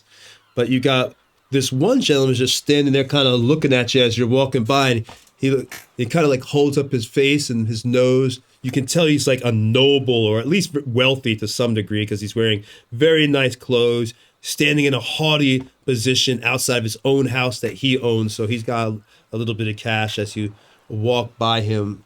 And then you also can see there's a lady like on the corner, a very old woman that's just, sitting down. She is not obviously dressed as nice as this guy. She's quite, just sitting there next to her broken bucket. She got a little bit of like a begging plate right there in front of her. And then you've also got another gentleman who is also He's kind of outside what looks to be like a house that has a little bit of damage to it, because the area that you're walked into, apparently there was a fire in this one house that he's outside. He's kind of trying to fix it up and everything else, but he's kind of, what's funny about this gentleman is he's kind of like, as he's fixing the stuff, he's kind of like weaving, like teetering back and forth and swaying. It's kind of strange. Which one do you want to talk to first? Or do you want to talk to any of them? You could just head to the docks. You can do what you want. The noble Ren. looks expensive. Ren, what do you think about that one with the burnt house? Okay. I don't think he's gonna have much information for us, but there's something peculiar. I think we should talk to him. The noble looks expensive, All right. and we talk to the old woman, perhaps after. Hey, before we start that, I was thinking maybe also we should take a break, because it's 8:46, so might be basically be a perfect time to break. We'll come right into that conversation as soon as we get back. So, just want to say thank you everybody for tuning in to our first episode of Gen Con TV here. We are very happy to be here. We are Nerdbauchery Adventures. Once again, I am Tony Sloane, and we have been doing this for almost 3 years now. So it's pretty good. We are really happy that Gen Con has decided to invite us to their channel. Thank you so much to Peter and all the staff that have helped us get to this point to be on this show today. And we'll be right back. Is there anything you want to say, or anything anybody wants to say while we're here? Well, Tony, if you want, whoever needs to take a break is on a break. I can entertain and chat with the folks, and then anybody else that stays too can chat. So Yeah. how about that? An optional bio break for whoever needs it, and then the rest of us can talk. All right, perfect. All right, I will be right back myself. Okay, cool. So first thing I want to reintroduce myself. I'm Erik Wahlberg, and I manage business development for Nerdbauchery, which is the group that we all come from, Nerdbauchery. Also on Twitch. We've been around for about 2 years, and we have actually a stream every Monday. It's a 2-hour show. It's from 4 to 6 p.m. Pacific time, and it's the evil team. So it's a very interesting and insidious group, but it's got a long history, including a romance and other things. So we definitely would love to have you follow us if you can at Nerdbauchery. We have Facebook groups, all the other socials that you expect. And I want to give one quick shout out and then pass the torch over to Jack.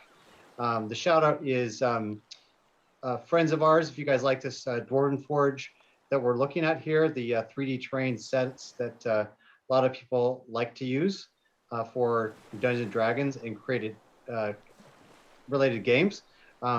There's a great Facebook group.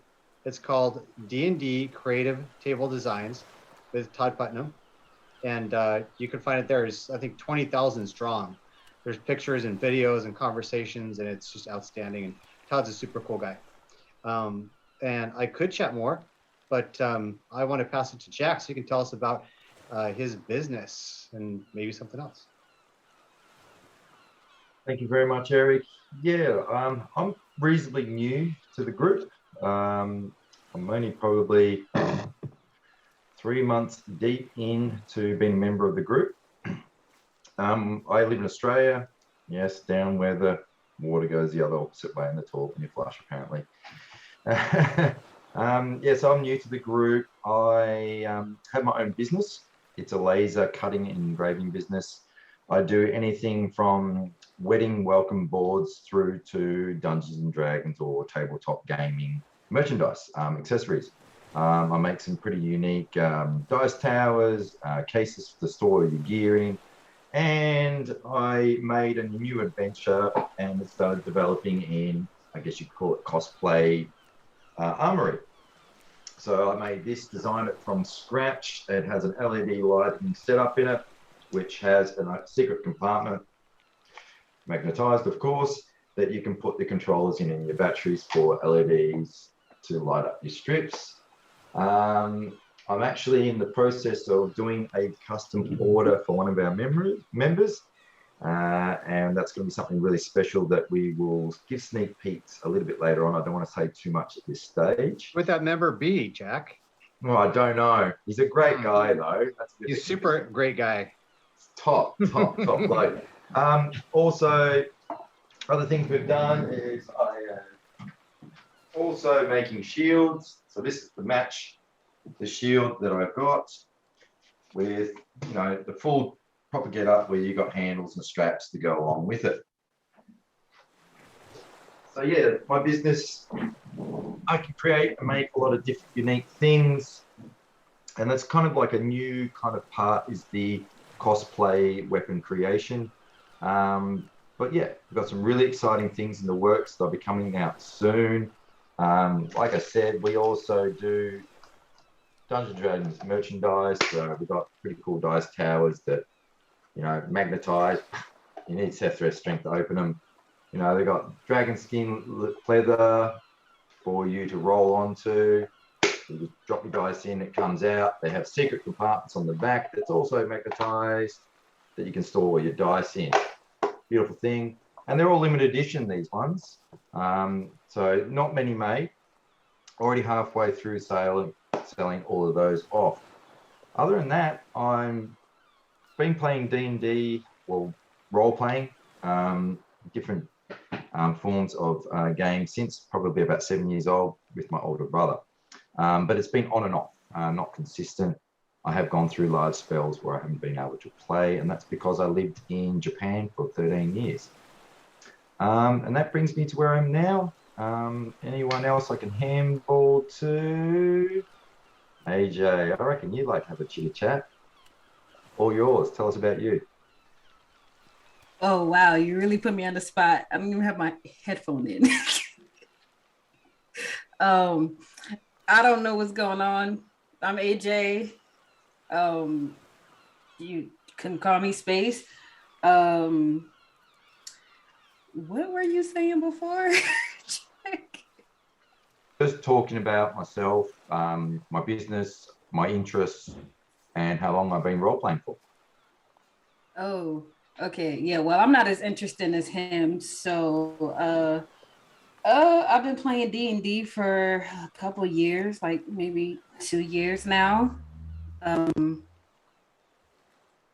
I went to school to be a plumber. I finally finished school. Yeah, and I really like to write. I'm really not that interested, so I'm gonna have to pass this on very quickly. Quickly. I hate talking about myself. One of the coolest ladies I've ever played with. No, stop, please. No, okay, so it's easy to just say something, right? But when our evil team has their counterpart, which is the good team on Nerdbauchery, we needed a player. Space or AJ was already on the evil team. I brought her over to the good team. Then when the Gen Con TV opportunity came up, I brought her in too. So there's a reason for that. She's fantastic. Thank you. I'm really not, guys. I'm really not. Oh, no. Thank you, Erik. Didn't mean to beautiful. show you that. You ain't supposed to see that yet. No. I don't see anything. Avert your eyes, children. Avert your eyes. Did not see the ship at all. You see nothing. Kraken? You see nothing. No, it's no damn Kraken. You see nothing. There's nothing there. See nothing. Hold on. Damn it. We shall get there. We're seeing all the hidden secrets. Okay, there we go. Pay no attention to the man behind the curtain. That was our flub for being live. let me tell you a little bit about me. Since this is a new stream, we might have some new viewers here, hopefully so. My name is Tony. I am the owner of Nerdbauchery, but a lot of these people help me out. Erik obviously being one of them. He's great. We have a lot of team members who just do a lot for us that get us to the place that we need to be. I've been playing Dungeons & Dragons since think like 87. Because the first game I played was actually 1E. Because I remember a guy named Dominic Bruno had the cover, had the Dungeon Master like opening the doors. It was like this thing, like the guy like that, but the first edition Dungeon Master's Guide. And he had Unearthed Arcana. And I thought those books were just so cool. I can remember just the cover art of the books back. I mean, I love the cover art today too, but I love the old art of the 80s D&D stuff. But that is when I started playing about 87. So I've been playing since then. Started playing 5th edition about 2 years ago when I started this group because I was really more a 2E guy. That's my favorite edition. But I really enjoy 5th edition. I like the fact that it makes it where I can be more immersive with the storytelling. It makes it flow a little bit faster on a lot of aspects, so I enjoy that. Yeah, I just love Dwarven Forge, obviously. I think they make great terrain. If you don't know what Dwarven Forge is, I highly suggest, like Erik said, you check out the D&D creative table designs owned by our good friend Todd Putman. And it's not just, Dungeons and Dragons terrain. I mean, they've got people who write up there, paint minis. It's just a wonderful, wonderful community. So, yeah, that's a little bit about me. I love D&D. I've got a family. I've got a son who's 5 years old. Oh, excuse me, 6. Just turned 6. March 24th. So he's now 6 years old. I've got a 21-year-old stepson and a wife named Mary that I live right here in New Jersey. So yeah, I love it, right by the beach. And that's a little bit about me. Any questions before we get started again? Because I think everybody's here. Or can we just go ahead and roll right back into it?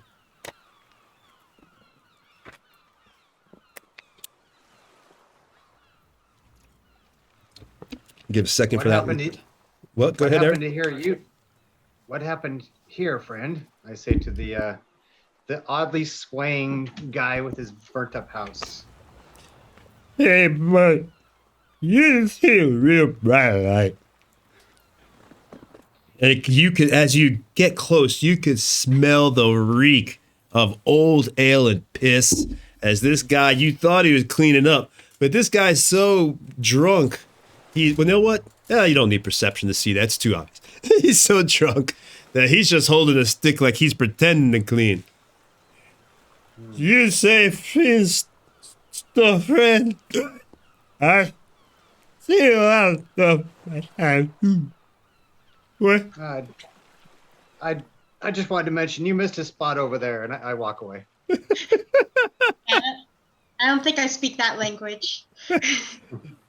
Right. Let's go ahead and head back to the ship. I'm ready for some action. All right.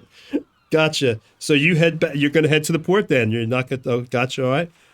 So okay. You go to the port, and as you are approaching, who else is there? First of all, what? So we'll assume that you head there. You went around town. You walked around a bit to go ahead and get to sunset. To the time to meet everybody there. Did everybody do the same thing? Obviously, you've got Aziz and Sethreth are sitting there drinking and hanging out, which we'll have to roll to see how drunk Sethreth is if you've been drinking all day. And then Volric and Rin, you guys are heading there at sunset. And Dimitri and Dior, should I assume the same thing, or did y'all want to do something else? Yeah, so we would have met Ren and Sephrith before Volric and Rennie got there. Okay. And I don't know what Dimitri. I'm not gonna speak for Dimitri, but for myself, I would have been meditating the whole time, waiting for sundown. Okay. So you guys first meet up with your friends, and you're traveling through town like we see here on the screen, and you're meditating. Is there anything that you want to discuss, Volric and Rin and Dimitri and Diora, before you meet up, or are we just heading? You just meditate, and the other 3 people are just heading straight to the docks. I'm ready to go to the docks for myself. Let's get started. All right. Yeah, so I think we're all at the docks. Gotcha. All right, so you arrive there, and as you are rolling up, it's that time at sunset. You see Sethred. Sethred, give me a Constitution roll. You've been drinking a lot, so it's going to be at disadvantage. Go ahead. You have to beat a 16 con save to not be Whoa. completely wasted on the boat. Maybe they were doing games and it delayed it. Well, that's up to Sethred. If Sethred wants to, Sethred is a half work. If he wants to say, I wasn't drinking, like, no, I didn't have the alcohol, but I find it hard to believe that he would not be just getting completely wasted, bored watching the sea. Do you see the result? Yes, I do. You are completely drunk. I'm shit-faced. Was Ayize, were you drinking with him? You're muted. I'm just not going to bother with the con roll. Just assume that I'm, All right, now roll another con roll. I'll use an Aussie word. I'm completely maggoted. Okay. So roll another con roll to see if you puke. This time just beat a 10 to see if you can hold it back. Con roll? Okay. Yeah, you're not at disadvantage. All right, so you're not puking, Jack. At least you're just wasted. And what do you got, Chris? All right, so both of you aren't puking. You're just, man, y'all can hold your liquor. Boy, I'll tell you, both y'all are just really, really wasted.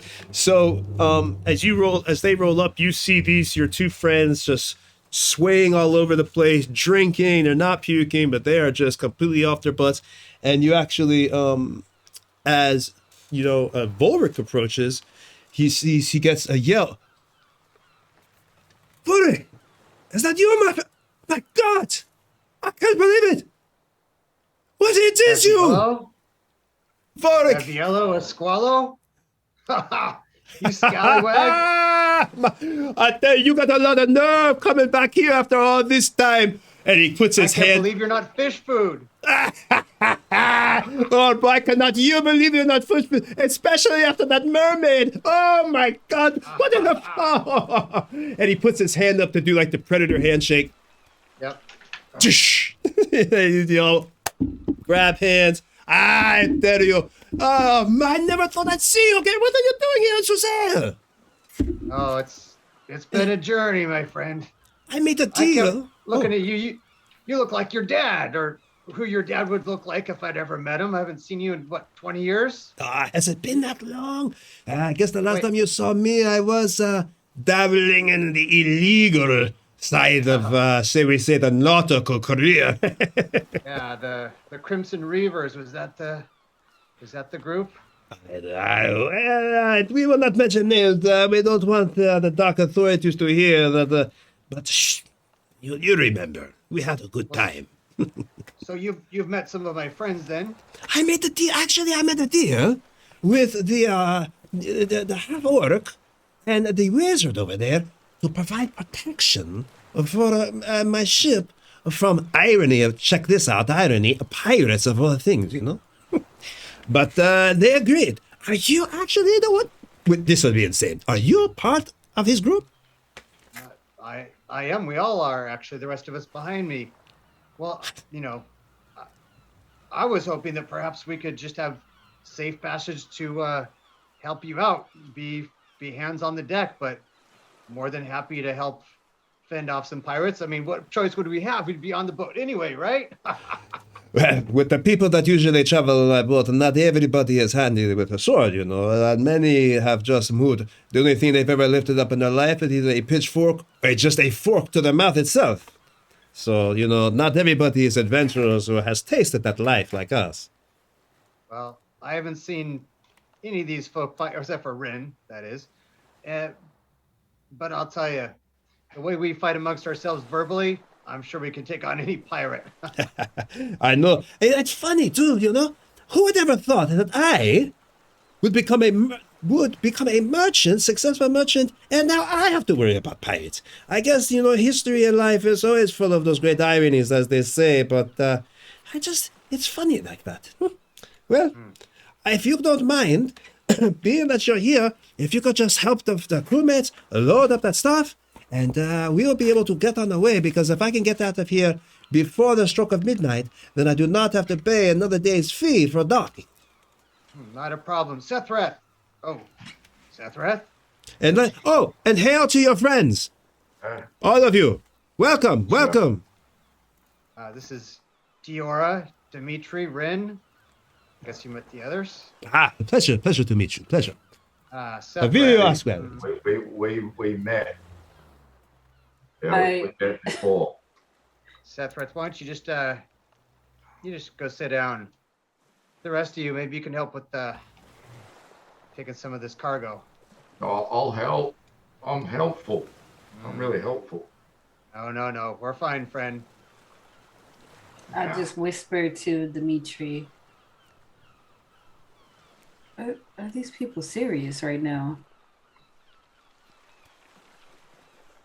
Don't let our drunken state fool you. Mm. Oh, we're drinking, buddy. Hey, buddy. Right, yeah. When push comes to shove, you couldn't have a better bunch of people behind you. Yeah, We're we're the gonna go best. this ship, but I'm gonna watch because I'm too weak. But I will sing for you instead. We're the best. We're the best. Diora just shakes her head and she just picks up a crate and walks onto the ship. I usually start singing a sea shanty, and he will grab a very, very small cask and struggle with it to get it on the ship. All right. You also see that Dimitri does the same with a smaller item. And even with that, it seems like he struggles a little bit, which is kind of odd because he's wearing half plate armor. Okay. I'm just wearing clothes, and I look at Dimitri and go like, "Brother, we of the pipes cleaner arms must band together in this world of muscle-bound heroes." Actually, what the hell am I doing? I put it down, and I say, "Book, archive." And this should be interesting. I'm going to cast Unseen Servant. Actual cast. From a drunken wizard. I love it. I like your way better than mine. And if I could make one for you, I would, my friend. But of course. I just posted it in the chat, Tony. All right. Wow, it lasts for an hour.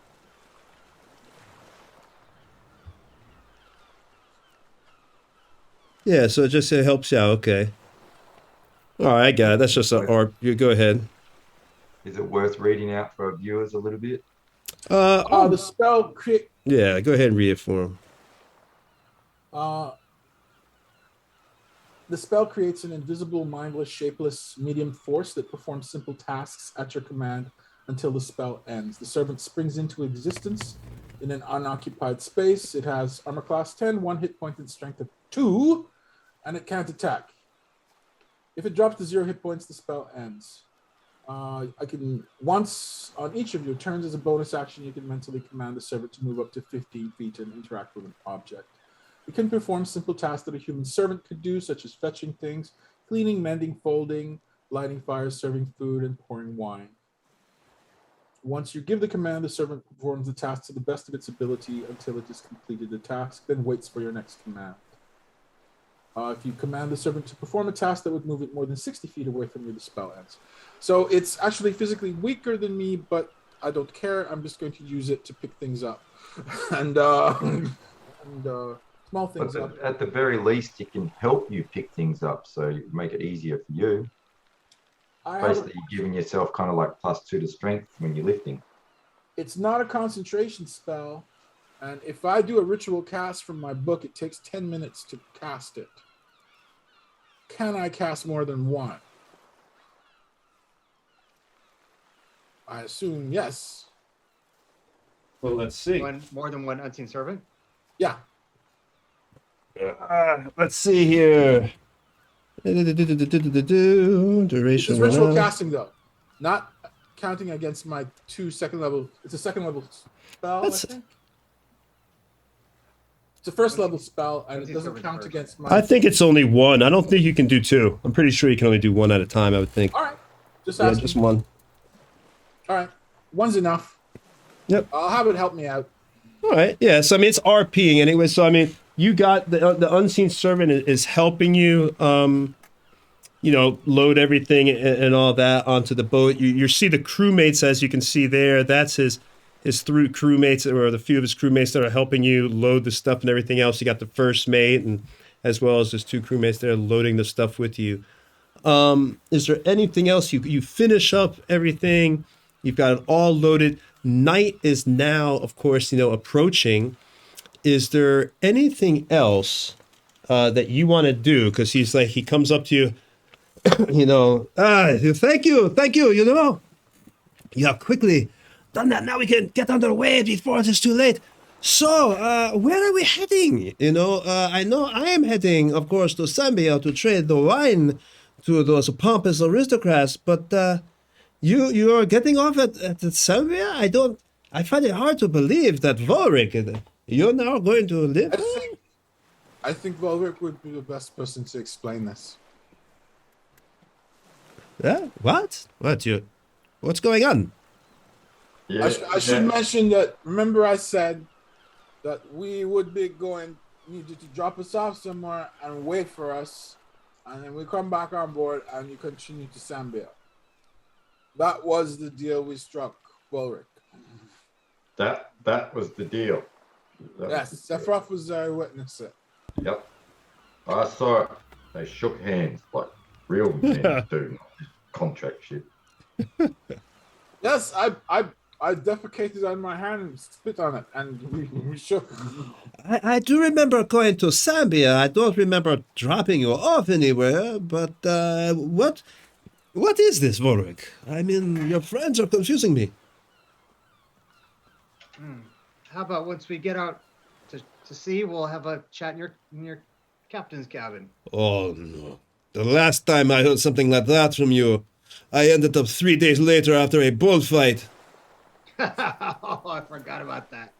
Oh, those are good times. Oh, my God. Well, you know what? I will trust you. You're a good friend. I will go ahead and let us get underway. Let us go, then. So, the night is approaching. It's still pretty nice out. You're getting there, and you're boarding the ship here. And what do you want to do as you're getting on board? The captain it pulls you aside, and he's like, "Okay, it's about 30 minutes have passed. You leave dock. He pulls all his crewmates do everything, and as you get out to kind of onto that Dragonmere Sea, heading south, and then southeast, and then towards the nation of Zambia. He looks over at y'all and he says, all of you, come into my office here, or come up here to the deck while I do the ship. And he tells his first mate, go with them and have them swab or clean or something. I need to talk to my friends for a moment. So tell me now, Vorik, and the other people who are here, what is going on in this talk of dropping you off and doing all these other things? Why are you so mysterious all of a sudden? I'm going to look across the deck and make sure that we're not within earshot, or hopefully even considerable eye shot of people that are doing their duties. If not, then I'm going to kind of coax him to come off to the side or down to his cabin. I would say you are definitely out of earshot. He told them to go away anyway, so yeah, you're out of earshot. Okay. Full disclosure would be coming shortly, but I'd rather not open up a scroll in front of your crew here.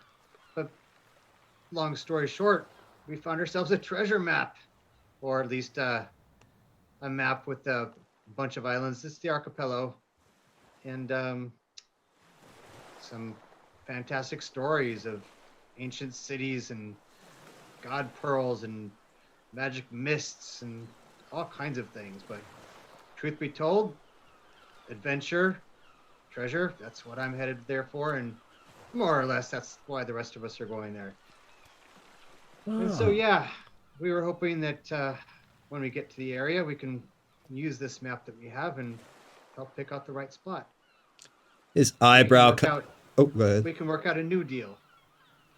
You believe we can? But first of all, let me see this.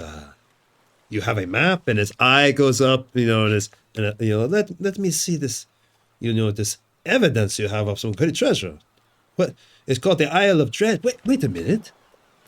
Heard of that? Is this the legend of the great sea captain Roy Barbarossa? That is right, correct? It is. Oh, I cannot believe that you wrangled this group of people to go searching for the famed Black Pearl on the Isle of Dread. And you've got... Wait. Oh, my God, no. By the powers, no. You think I'm going to bring you to the island? First of all, how would you even get there? You think we're just going to sail over the sea? Do you even know how to get there? And do you give him the letter? I figured that once we were out to sea, we could have a chat, renegotiate our terms. We're not greedy. All right. Well, I'm thinking maybe 50-50. How about we sleep on it and we'll talk in more detail. What do your companions think? I mean, 50-50 is not bad. Wahlberg is my friend, but he does not speak for all of you. Correct? What do you think? I turn to the team. I think I like what he said. Let's sleep on it and come back to this. All right. I suppose that we can. I will wait for you, and for all the time. Oh yeah. I would point out just one thing. You're still gonna get us as access for security to protect you from pirates, and also you'll get the benefit of a share of the treasure, which I don't find unreasonable at all. As to the amount, I agree with your we should sleep on this, preferably when we are more sober. I think, I think we need a roll, 50 is a shit one. That's shit was in, man. Well, we need... Raymond, mate. Well, Raymond. you're... Oh. Wait, is that your character, or are you just saying that to me? I think they need some rest. Oh, okay. That's my character. It's not like you're paying us to get security, are you? Wait, hold on. Let me to be security. Let me respond to Sethred, because that was his character. Hold on. Yeah, 50-50. Now, the thing I know, he walks up to you as big as you are, and obviously you're bigger than everybody, but this guy, you can tell he's a confident man. He stands straight up to you. Now listen, I have been from one end of this world to the other, and the one thing I know is that when you are using another man's ship, another man's supplies, and another man's time, 50-50 is a fair deal. I can always drop you off somewhere else, and you can get your own ship, and that would be no dishonor in that. It's up to you. Well, but no one else is going to search for the... Hold on. No one else is going to search for the Isle of Dread, especially on some damn fool craziness. I promise you that. Well, you shook hands with my mate, and the agreement was we'll give you security and you drop us off in exchange. So now you're changing the rules, mate. Give me that. Isn't it? We could have been not honest and didn't tell you why we're going there and keep the whole bloody lot to ourselves. Oh my God. The fact is that Erik here is being honest because he's your mate. It makes sense that you get an even share just like all of us, not 50-50. Anywho, that's just my opinion. He looks at you. I cannot believe you got me on a technicality trying to appeal to my honor. 20 years ago, I would have thrown you over the side. He shakes his head. Give me a little bit. I want a little bit of a roll to make it fun, though. Give me a not intimidation, because you weren't trying to intimidate, I guess. Unless, I mean, you take that could really, you want to just give me persuasion then. Okay. You see, I want to have a little, let's have a little fun see how this could go. If you fail, give me a 13 or above persuasion. I'm going to, behind my back, I'm going to make a very specific gesture with my hand, which will glow, but just faintly, and I can give inspiration to Jack. So you I can would roll say, additional d6. I would say you didn't need, he could have advantage just for the fact that you're kind of his friend. Okay, So, can he also have a d6 for the inspiration? well, it's either other. I'll give you, I would say you don't have to use your inspiration. You could just have normal advantage, or you could take the d6. It's up to you. But you have to decide before you roll the d6. Take the advantage. Advantage is equal to it plus 5. Okay. All right. Fingers crossed, everyone. Here we go. Come on, bud. Oh, that's bloody terrible. He looks at, For a 5. I'll take the 5, thanks. he looks at, he goes, a fair share for the captain and his supplies, as well as having to pay my mates who will be manning the rigging, swabbing the decks, and everything else for the weeks, months, or even years that you might try to be going looking for this damn fool place, means that if, and I say that with the most profound of statements, if we should find it, 50-50 is fair. I look to Wahlberg and I say, I think you should talk to your friend before he ends up at the bottom of the ocean. This isn't an evil team. Hold on now. Diora. 50-50 is not fair. Diora. I like you. I like you. Aviello, come on. You know, you and I, so many stories, right? And I've always been straight with you. 2 of us here are drunk. A couple of us perhaps need to sleep a little bit, get ourselves into a mindset. We're willing to talk more. I'm sure we can find something where we will all be happy. Okay. So why don't we just go on as planned, and we'll chat in the morning.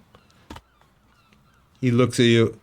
All right, I know the number I got in my mind, but I am not going to keep arguing about it right now. It's not worth it. We will go ahead and just keep going, you know? It'll be, and I am sure that if there's all that gold that is supposed to be favored in this place, I am sure that stronger minds will prevail at the time. So, yes, we will think about this later for now. But don't think that I am a pushover. You know, just because I've gone legit doesn't mean there isn't a little bit of pirate still left in me. You can bet on that, Wahlberg. I would count on you to have that savvy attitude. We'll get this right. Have no fear, friend. All right. So he's like, in the meantime, you're going to go ahead and need to give my navigator your map so it can, and your directions or whatever you have to get to this place that you're talking about. I promise you when we get there, it's probably going to be a big rock with nothing but seals. Okay. So I'm going to walk over to him and give him the verbal directions, but I'm not going to give him that. Okay, that's fine. That works. You're able to effectively communicate to the navigator. He gives the orders. They begin to put up sail and get ready. Obviously, you can see your guys on the ship here. And you are heading off for the Isle of, as from what your letter says, supposedly the Isle of Dread. So at this point, you're on the ship, you're sailing, it's nighttime. What do you want to do? I'd say it's about 10:30, 11 o'clock right now, by the way. Getting kind of off my hangover. Besides that, Ulrich, my head hurts. Where do I go to piss? point to the railing. Yeah. Where's the toilet? You haven't been on a boat before? Over the edge. Just don't. Don't face the wind. But just be Why? What careful. happened? I don't know how you half orcs are hung, so they have sharks. And look out for jumping fish. What are sharks? You know, the jumping fish, you don't want them to get you. So Jumping hold fish. on and keep your How's eye out. how's a fish gonna jump? Doesn't have any legs, mate. No, they'll swim really fast and then they jet out of the water and they have really sharp teeth and they look for anything, wiggly. Anything But don't worry. damaging, don't worry. I'm sure you'll be safe. You'll be fine. Just remember, you want the wind behind you. You're joking, right, about the jumping fish? No, I look at Dimitri. And I read it in never the heard book. of. I look back at him and say, I could They're, tell you they're stories. very well known in these parts. He very cautiously goes up to the edge and he's not letting it dangle over too far. And he's trying to feed under the rock. Going down his leg, it's all over his boots. As soon as his eyes, as soon as he's not facing, I turn back to Dimitri and I go. That was fun. It's been a long time since I could say fun. Oh, you stay with us, friend. And after that, I'll pass out. Won't be passed out. Oh, well, not So- surprising. And I'm I wanna amazed talk- at how copious amounts of alcohol you consumed. I want to talk to Rin. So I come up and I say, this has been a bit of a whirlwind, friend. I just want to check in. I suppose I should have checked in before we got on the boat. But are you fine with the direction we're going so far? Well, in their strange way, they're getting along now, so I like to see that. I have hope for surviving. I'm sure we will. You know, you told me the story about your parents. Wood elf. Wood elves typically don't like anybody but wood elves and animals. By the way, where's your falcon? Oh, And then finally, the stale bread is just in its mouth. Finally, just like doesn't even just lifts up and it's just gone. so as a wood elf, you said your mother, she was tolerant. Why was she tolerant of non-wood elves? That's not normal, or at least not typical. Well, raising me, she said that we share the earth with everyone. And I thought that's just the kind of person she was. And in a way, that's true. But looking into her journals after, I have a feeling she was more involved with the outside world than previously thought. My father refuses to talk about it, and now I'm here. Yeah, well, she was a wise woman. I'll give you that. Well, I was going to say,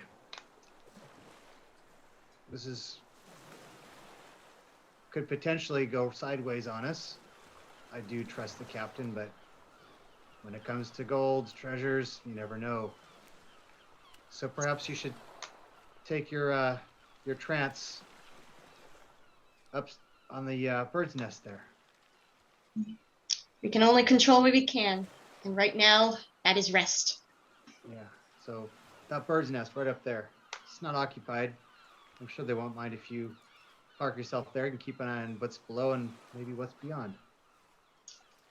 Just a half-hearted salute and goes off. Oh, and here, and I take off my back, I take a well-used iron telescope. And I say, if you need it. All right. Good luck with them. All right. That's it.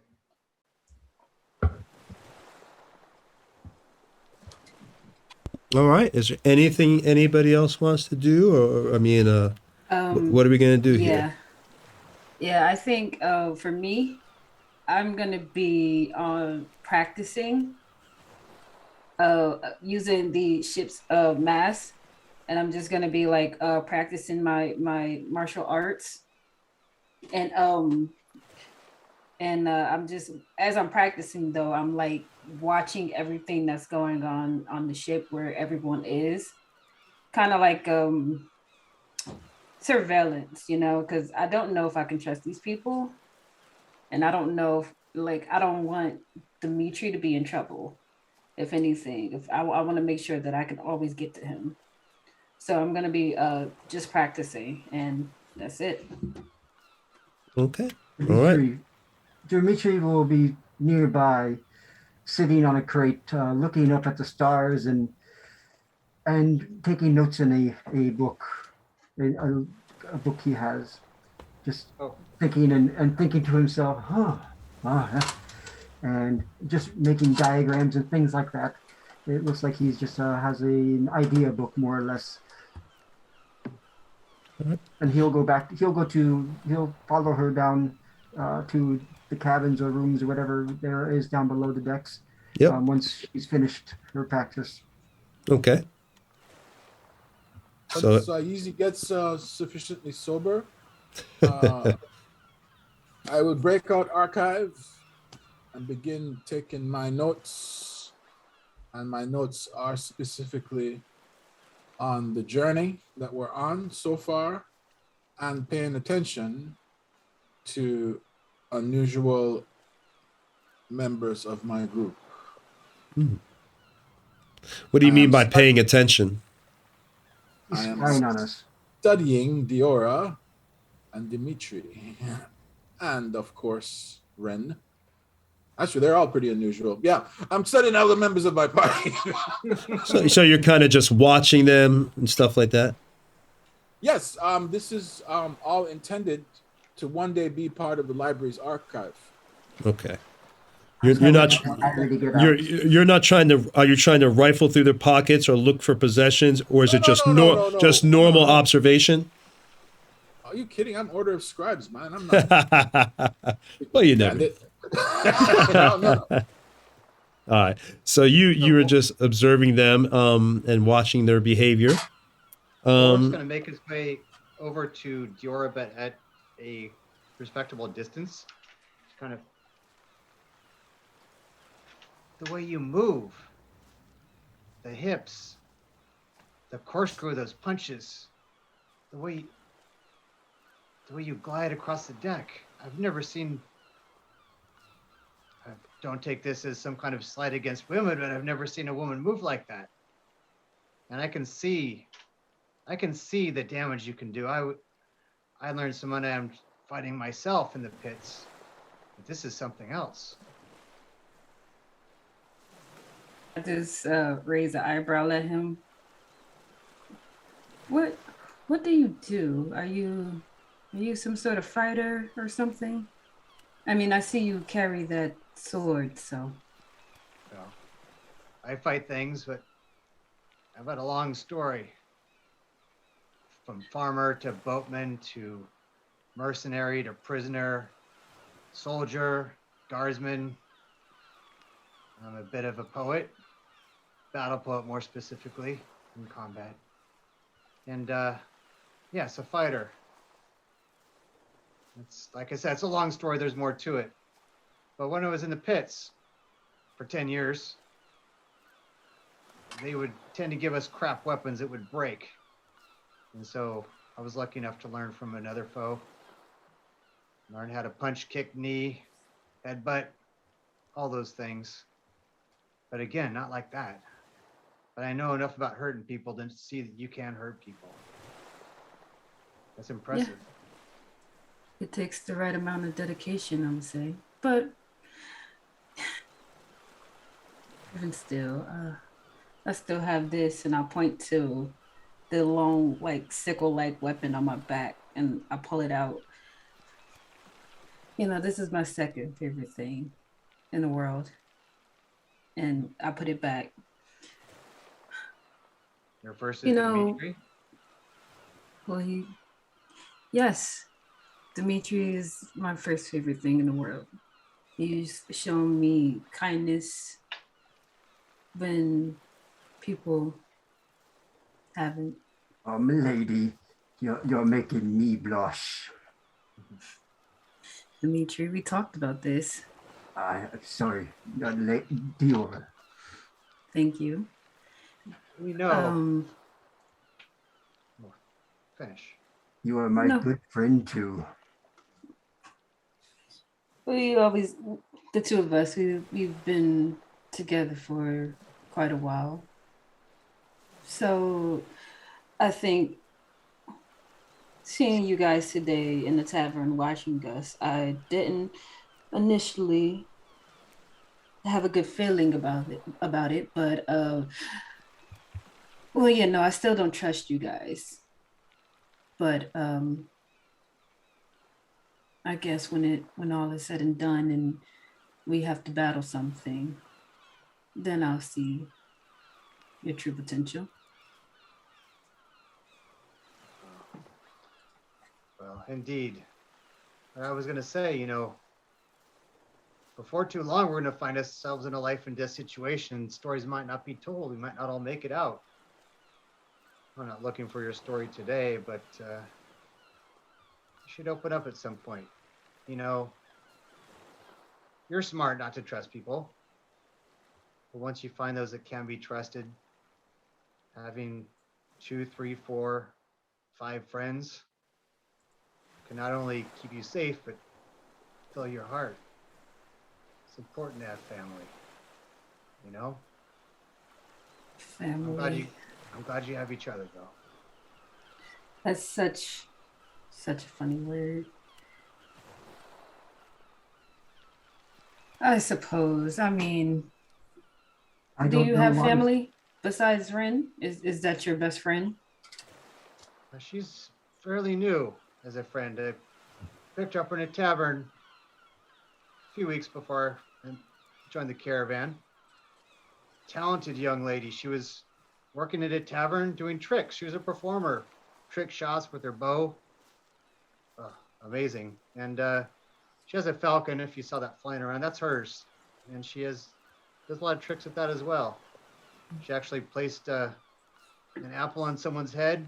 The guy didn't know it because the falcon just quickly dropped it and took off, and she shot it right off his head. It was a laugh.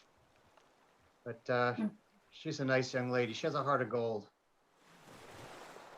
Yeah, I can see that about her. If anything, if I was to trust one person in your group, it'd probably be her.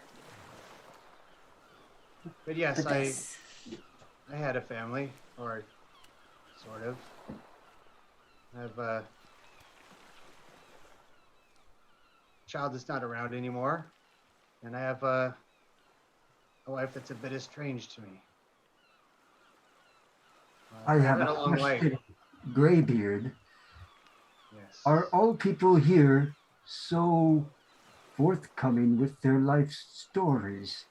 It seems that it's very strange.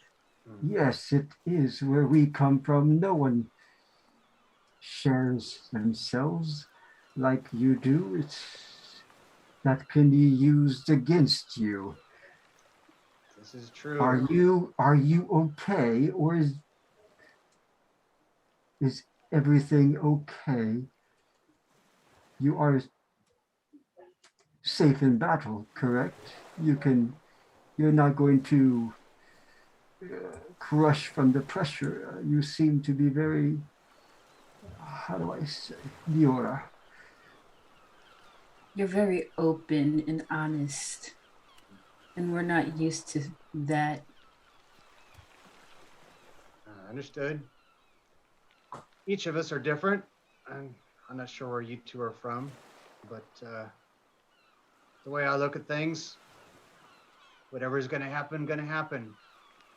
Sometimes you keep your head on a swivel, keep your sword at your side, but be you. Speak your mind. Why not?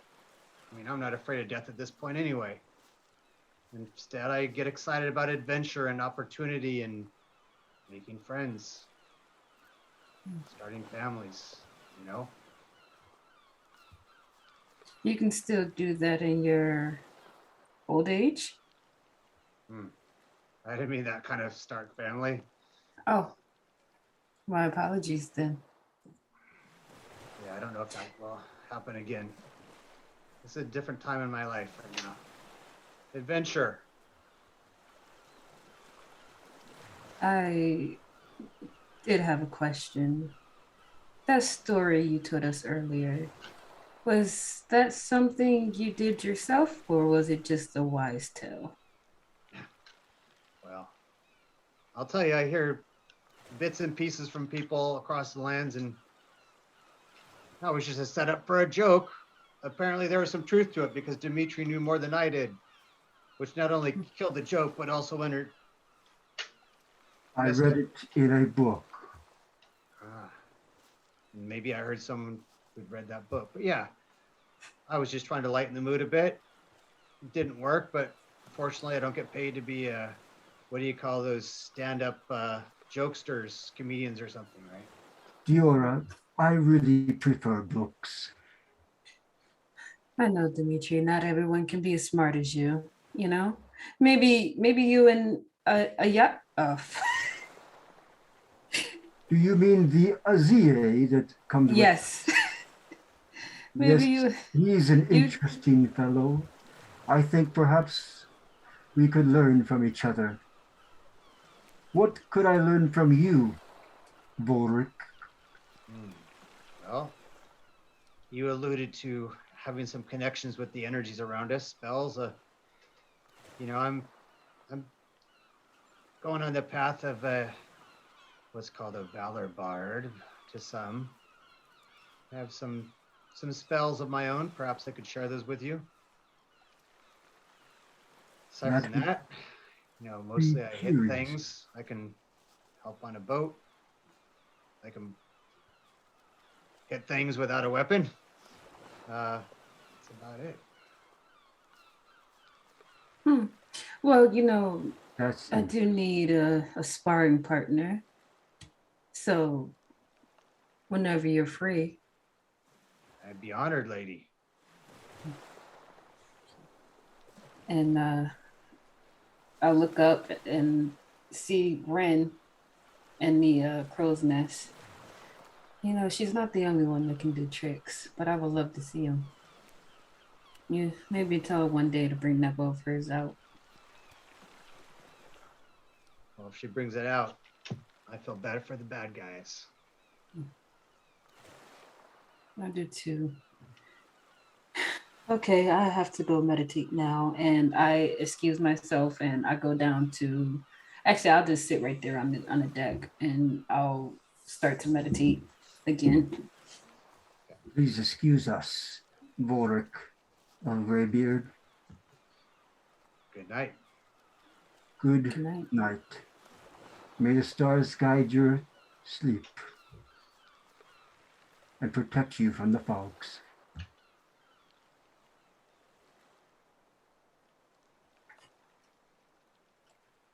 Diora, sorry. Look to the sky. There are stars, planets. They're incredible. Have you not seen something so beautiful in your life? So different from the place we come. Here, there is beauty in all things. Remember that, Diora.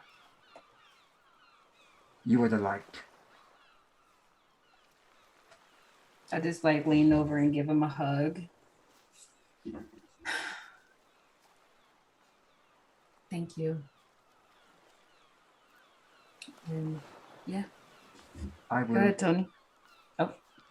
All right. To change my armor now. I believe I should have something that could be of use in case we encounter anything off the ship. So I will change. Good night. Good night. May the light guide you through the mist.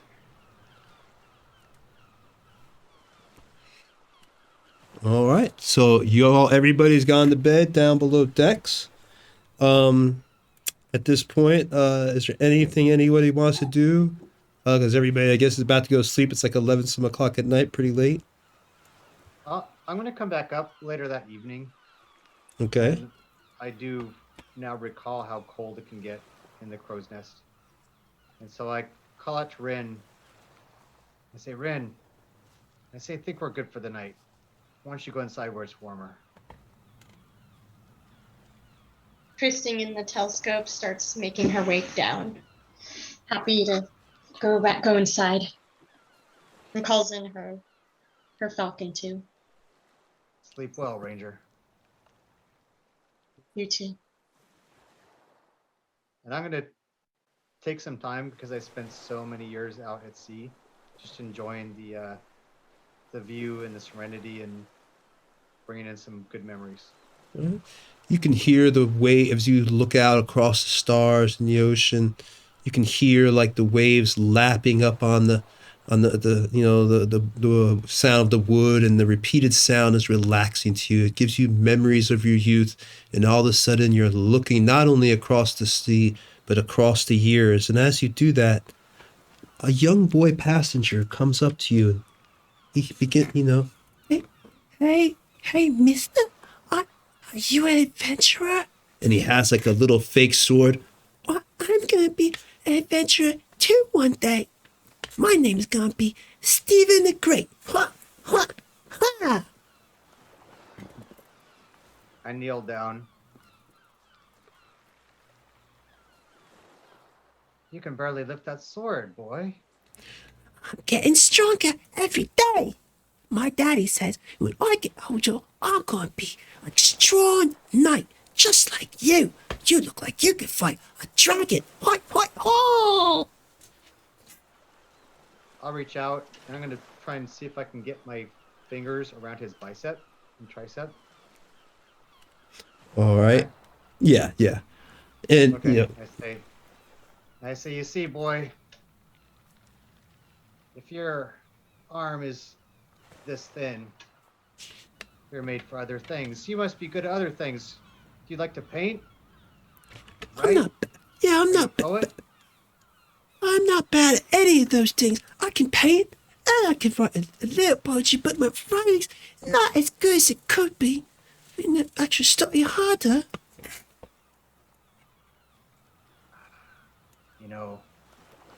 When we're brought to this earth, the gods give us different things, but they always give us something.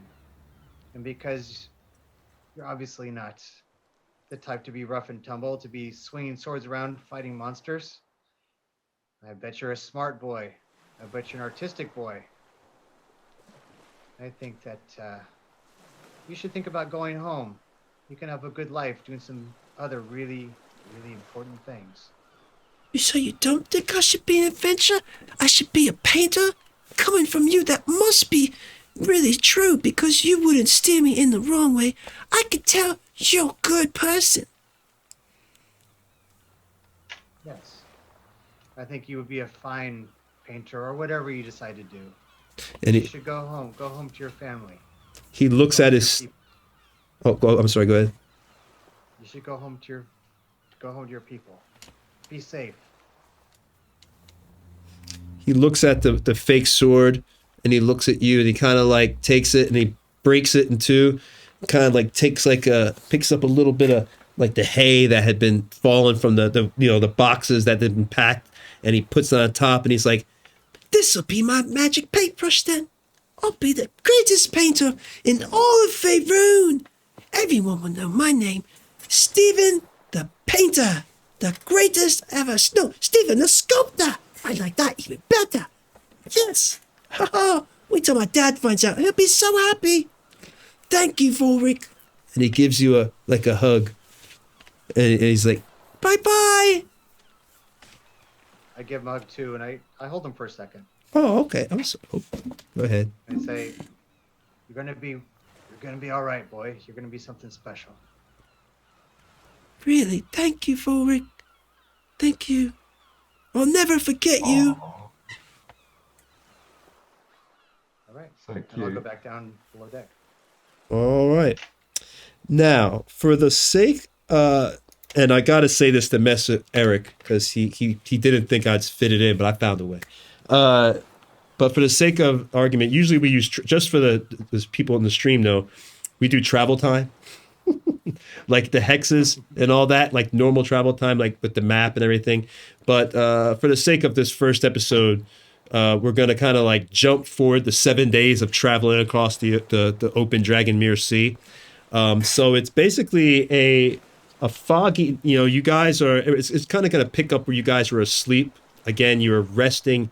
It's the sixth night rolling into the seventh day, and you guys were sleeping in your beds, and all of a sudden you're woken up by one of the shipmates. You know, the first mate comes down, Renee. Hey, Captain wants to see you up top. Hurry! It looks like we've got a little bit of a problem. He's getting spooked out. You know, he wakes Right, you I'll go guys to up.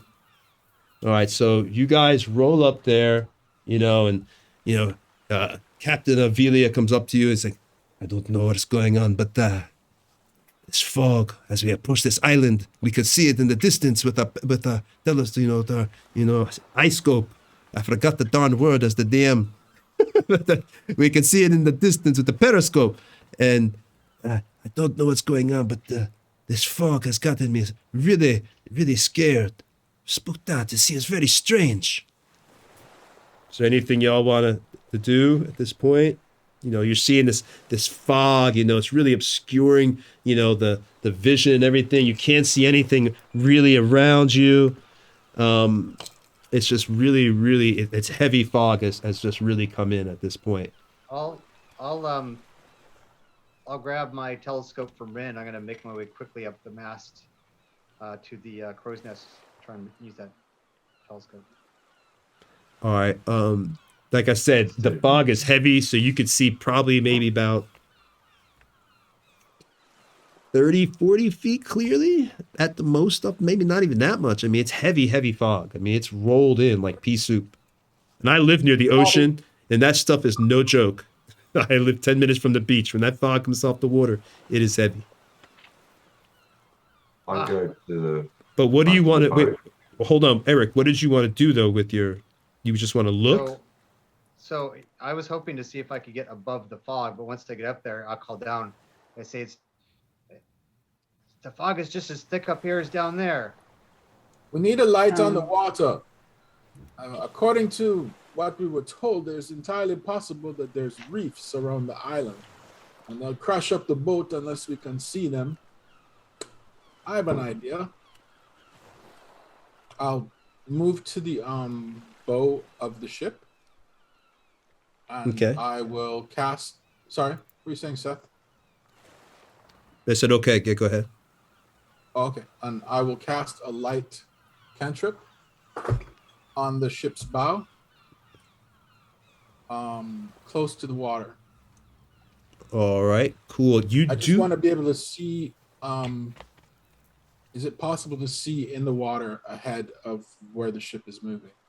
Like I said, it's pretty obscuring, but you can see down to the bow. You could see like the water and everything else.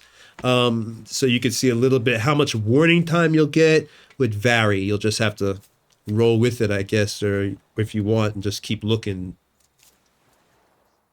Can I go to the side of the by the railing and just look over and see if there's anything on the side of the ship?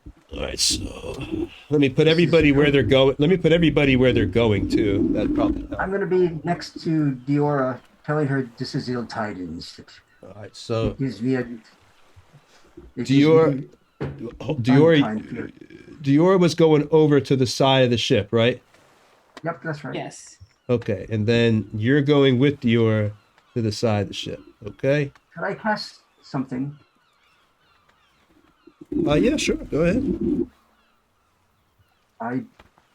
Just in case, and I cast Sanctuary on Diora, which will pretty much ward her from any creature that targets her. She'll be warded from the attack or a harmful spell, and they'll have to make a Wisdom saving throw. And if they fail, they'll have to choose a new target or lose the spell or attack. If she attacks, the spell is broken. All right, that sounds good to me. I don't see a problem with that. Just in case, we should move back.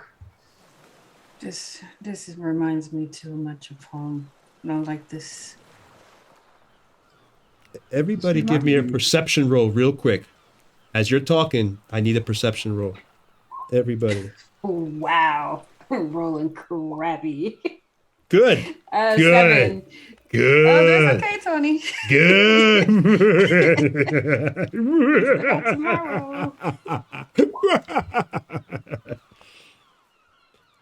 All right, Winged, since you guys, everybody can give me the perception, everybody that's in the group. Oh. I got an 18. So Winged, you pass. Let's see what, Only a 10 for me. okay, you don't pass. 7 for me. Nope. And it's 11 for me. How much for you?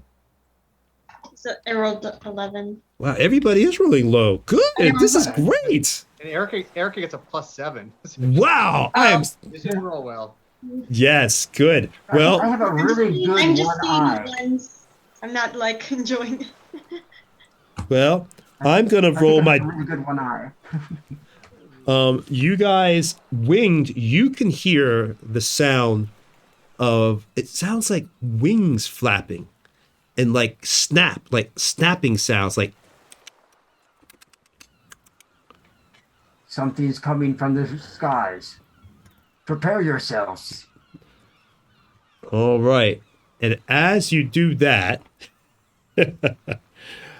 coming down from, through the fog, right at that moment, now we're not gonna, you don't get surprised because Winged luckily gave you the warning, but you do see coming out of the fog itself on the wings and onto the ship, just literally from above. They were smart. They came through. They followed. Well, you don't know. I'm not going to tell you that. But they came through and they're just dropping onto the ship. And it's 3 harpies. The wings snapping. They're gnawed, bodies dirt and covered in some smell. You can smell rotted flesh that they've been eating in their claws and their beaks. These harpies and these winged, evil looking, somewhat have, feminine features, but they're totally grotesque and evil looking. And they look malevolent. And this is where we're going to end the stream. Oh, cliffhanger. Yes, that next week, the Battle of the Harpies in the Fog to get to the Isle of the Dread is where we will be starting. So I want to say thank you to all the people who came in here. This was an RP heavy session. We wanted it to be to introduce our characters. I think it went really great. That was awesome. All these new characters to the game. Next episode, we start with a little bit of some battle, some SmackDown time. So join us next Sunday for Sunday SmackDown, and we will see y'all next week. Is there anything anybody wants to say? We have 1 minute. I just want to say I love you, Noelle. It's my little one. Oh. Aw. And I love you. Right here. And I love you, Lukey. Love you, Joanna, if you're watching. Thank you, everyone. Thank Thanks for you. stopping in. See you next Sunday. Bye-bye. Bye-bye. Bye-bye. Bye.